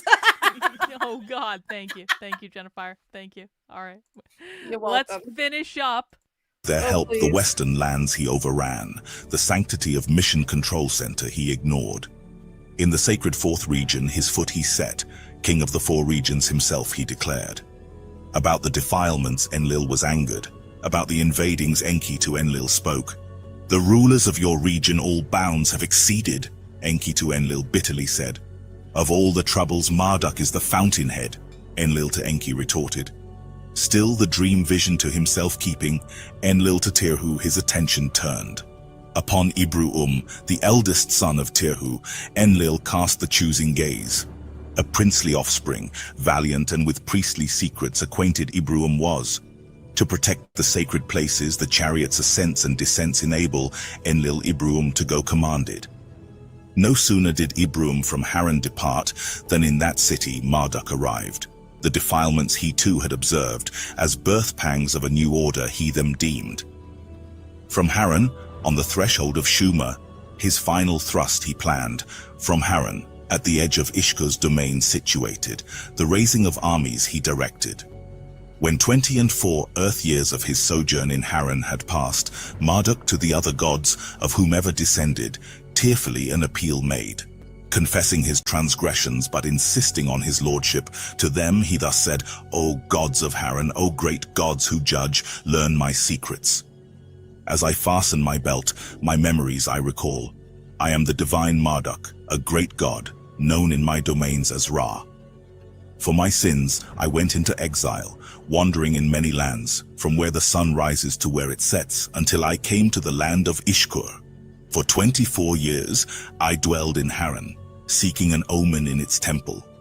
When will my lordship be restored? The oracle in the temple said, Your days of exile are completed. O great gods who determine fate, let me set my course to my city. Establish my temple Esagil as an everlasting abode, and install a king in Babylon. Let all the Anunnaki gods assemble in my temple house and accept my covenant. Thus Marduk confessed and appealed, announcing his coming to the other gods. The Anunnaki gods were disturbed by his appeal for their submission. Enlil summoned a great assembly for council, gathering all the Anunnaki leaders in Nibruki, including Enki and Marduk's brothers. They were all agitated about the happenings, opposed to Marduk and Nabu. In the council of the great gods, accusations and recriminations filled the chamber. Enki alone counseled acceptance of Marduk's supremacy. Enlil, in anger, proposed depriving Marduk of the bond heaven-earth. All except Enki agreed to obliterate the place of the celestial chariots. Nergal suggested using the weapons of terror, with only Enki opposed. Earth's decision was pronounced to Anu. Enki left the council chamber angry and distraught, smiling to himself, knowing where the weapons were hidden. Before Enlil came to Earth, Enki hid the weapons with Abgal in an unknown place. Enlil disclosed the hiding place to Nergal and Ninurta, revealing the secret of how the weapons awaken. Before departing to the hiding place, Enlil warned them to ensure the chariot's place is vacated before using the weapons. Nergal retrieved the weapons from the cavity, awakening them from their long slumber. Ninurta and Nergal were ready to destroy and annihilate. Nergal declared his vengeance, but Ninurta reminded him to spare the righteous. They awaited the signal from Enlil for 7 days and 7 nights. When Marduk returned to Babali armed with weapons, Enlil signaled Ninurta to Mount Mashu, where Ninurta unleashed the first terror weapon. Then, Ninurta unleashed the second weapon above the place of the celestial chariots. The two heroes surveyed their handiwork, puzzled by the following darkening of the skies and the ensuing evil wind. They sounded the alarm to Enlil and Enki, who transmitted it to the gods of Shuma, urging escape and dispersal. The evil wind mercilessly delivered death to all, overwhelming the lands from the Valley of No Pity to Shuma. Babylon, where Marduk's supremacy was declared, was spared from the evil wind. Babylon, known as Babylon, where Marduk's supremacy was declared, was spared by the evil wind. All lands south of Babylon were consumed by the evil wind, reaching the heart of the second region. In the aftermath of the great calamity, Enlil and Enki met to survey the havoc. Enki considered the sparing of Babylon as a divine omen, confirming Marduk's destined supremacy. It must have been the will of the creator of all, Enlil said to Enki, revealing Galzu's dream vision and prophecy. Enki questioned why Enlil didn't prevent the use of the weapons of terror if he knew about it.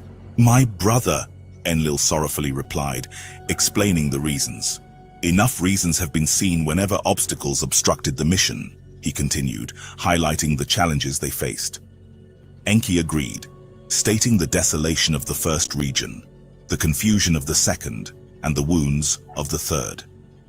Enlil accepted Marduk's triumph and suggested giving him the intended rank for Ninurta. "Let Marduk declare his supremacy over the desolation in the regions," Enlil said. "As for me and Ninurta, we will no longer stand in his way.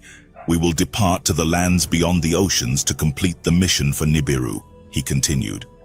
Enki challenged Enlil about the consequences of not heeding Galzu's words and stopping the Earth mission when the Anunnaki mutinied. Enlil retorted, and Enki pondered whether the events on Earth mirrored those on Nibiru. "Let us lock arms as brothers, as comrades who confronted challenges together on an alien planet," Enki said to Enlil. Enlil hugged him in agreement and departed. Alone, Enki pondered how it all began and ended, contemplating whether it was destiny or fashioned by decisions. He decided to record all events and decisions from Nibiru to the present as a guide for future generations. These are the words of Enki, faithfully recorded by the master scribe Endubsar, son of Udbar, from the mouth of the great Lord Enki, blessed with long life. Triumph and suggested giving him the rank intended for Ninurta. He and Ninurta decided to depart to the lands beyond the oceans to complete the mission for Nibiru. Enki challenged Enlil about the consequences of not heeding Galzu's words and stopping the Earth mission when the Anunnaki mutinied. Enlil reminded him that what's done cannot be undone, and pondered if Earth's fate mirrored Nibiru's past. Enki proposed recording all events and decisions from Nibiru to the... What the hell? That's it. What just happened? Is that it? Now we're going into another one. Oh, that dear. That doesn't even make sense. So now he's just saying, that doesn't cover like when they left. What the hell? It just ended. Lame. That is lame. I protest. What the hell? Where's the other parts? I mean, we're already 2 hours into it. I guess we can take a break, but like, what the hell? That's not fair. Last book is Sitchin, episodes 1 through 3. Yeah. Now we're supposed to be in episode 3. We were in episode 3. That was jarring. I was like in the vibe. That was jarring. What happened?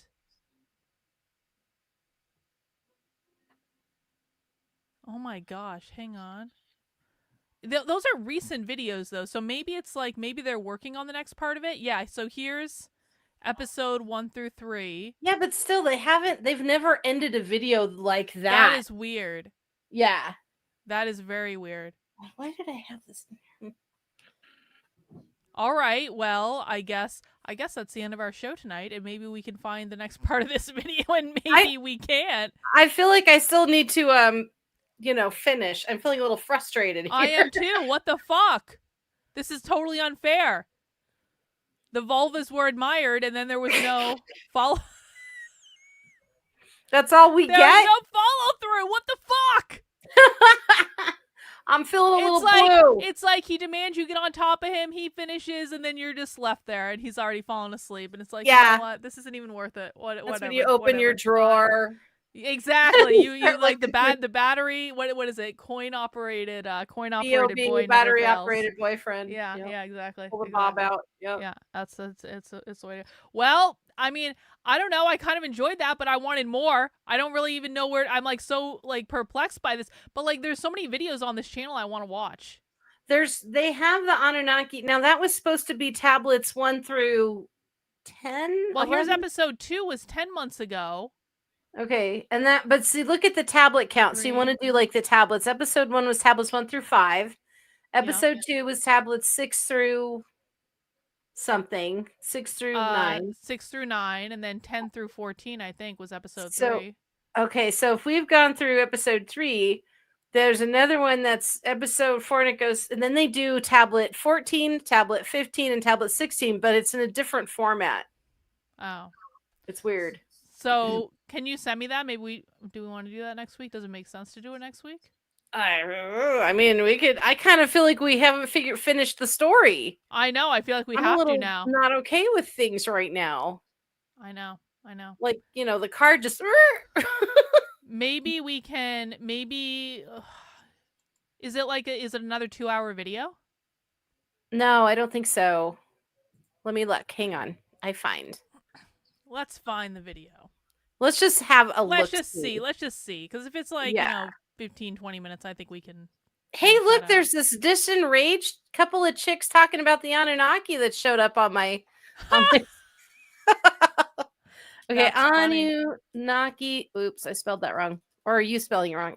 No, I'm spelling it wrong. You're spelling it wrong. No, it's telling me you're spelling it wrong. Oh, well, whatever. It doesn't I'm matter. Because they put two ends in the. Okay, maybe I spelled it. Maybe I spelled it There, wrong. well, no. You're right. I think my spell check is just being a butthead. Okay, Anu. There's like 18 different ways to spell the Anunnaki. I feel like that might be true. Movie up 4. Let's see what it say. Anunnaki full movie. Now this is Anunnaki Ancient Mystery, so it's a different channel. The one we just watched is tablets 10 through 14. So we need tablets 15. We need tablets 15. Anunnaki, let me try tablet 15. I want answers, damn it. Tablet 15. I got some Star Trek shit that just showed up. Here's 1 through 3. No, we don't. Wow, that is 6 hours long. Yeah, we're not doing 14. that. Oh, no, that's the whole thing. 1 through 14. That's the whole. That's Astro Legends. I think that's what we're into. All right, Anunnaki movie 1. Oh, so this other dude, Anunnaki Ancient Mystery, also did Anunnaki movies 1 through something or other. And let me see if he's got tablet 14 or 15. Let's try full movie 4 again. I'm dope. 15 inch. But it wouldn't even be like the well, I guess we could take a look at it, but it wouldn't even be on the same story because they took all this influence from all these other places too. I mean, Anunnaki full movie 4. It's an hour and a half. Okay. I think it's midnight. Yeah. And so I guess, you know what? Sometimes you just get an unsatisfying ending. Oh, wah, sometimes you just sometimes you just get an unsatisfying ending, Jennifer. And you know what you do? You go to the bathroom, you clean yourself up, and go back to bed, and just roll over and go to sleep. And that's what you do. I have a date with my shower head. Yeah. You know what? It is what it is. It is what life isn't fair. Not everyone gets a pony. Not everyone gets a clear ending to the Anunnaki movie part 3. I will try. I will make it my mission to find the end story of the Anunnaki so that we can at least feel like we need closure. We do. Well, because I want to know when they're coming back. I want to hear all the stuff, because they're supposed to come back. I mean, Nibiru, Planet X is actually on its way to Earth right now. They found it. Oh, yeah. Good. Yeah. They found it, 4 or 5 years ago? And so I mean, and it takes a Shar is 3,000 years. So if they all went back and they're like, we're going to stay home for, a year or two, that's 6,000 years. I mean, it's been easily that long since Samaria, and stuff. So they should be coming back unless we got another 1,000 years. And then, I for one welcome our Anunnaki overlords. And I think we're desperately in need of their help. And they need to, put a stop to all this nonsense. I'm really looking forward to having my labia admired and vulva. My vulva. Yeah, my vulva admired. And I want to see what the Anunnaki dick is. I agree with that. Still need to know that. It's an important question. And those are questions that are going to have to wait until we find the rest of this movie. Show us your junk. So I guess, you know what? It's midnight. That is a perfect spot to end it on. We'll be back next week. Jennifer, do you have any closing thoughts? Oh, Lord have mercy. Just that I don't remember what Allison is doing for movie night on Friday. I don't think, I'm not sure she knew. Thursday. Oh, that's right. She's doing Thursday. Thursday at 9 p.m. now. yeah, she's gonna try that out. Check out the Discord movie message board for that. I know that Mac had to be called into work next week, so he won't be doing his Monday nights. Okay. But I am going to be regretting my choice. Oh, double feature! It's a double feature. Yeah. For Carlin, I promised, because we did Hunger Games 1 and 2 in like June, I want to say it was. So we're doing 3 and 4 on Sunday, which means I have to start doing my movie trivia research on Thursday, or I will lose my freaking mind. So it's gonna be great. Hunger Games, and we have to start early. Feature. Yes, we're starting at what? We're starting at like an hour early, 2 hours early. Well, they're both pretty long movies, are they not? Like a couple hours. So we normally start at 8 p. Eastern. I think maybe at least start a couple hours early, 6 p. Eastern. Is that too early? I think that's fine. I think that's what we did for one of my other double features. So we'll probably start at 6 p. Eastern. And we're gonna less talking, more watching movies. We've been doing great with that lately. Oh, I know. I'm just saying it's going to be particularly important for like a double feature, right? Because it's like, you know. Well, and I do take an intermission between the movies. We play a couple songs so everybody can go to the bathroom, get snacks, and then we'll go right into the fourth part of it. We just want to keep things on a schedule because we're going to be watching a movie for 7 hours. Crack that whip. You will be there. You will submit to my timeline. All right, guys, I think that is all that we have for this week. I hope you guys enjoyed the movie. I'm enjoying it. I hope we find the rest of it. And if we don't, that'll be fine, too. We'll watch something else. I'll find something that talks about the end of it, even if it's not these same creators. We'll find something. We'll get there. Something. We'll be able to finish. We're going to get to the bottom of this. Take care of our Anunnaki blue balls. I promise. It's going to happen. All right, guys. I will be back tomorrow. I will see you guys later. Have a good one. Good night. Bye. Good night, Genfire. Good night, Garland. Bye.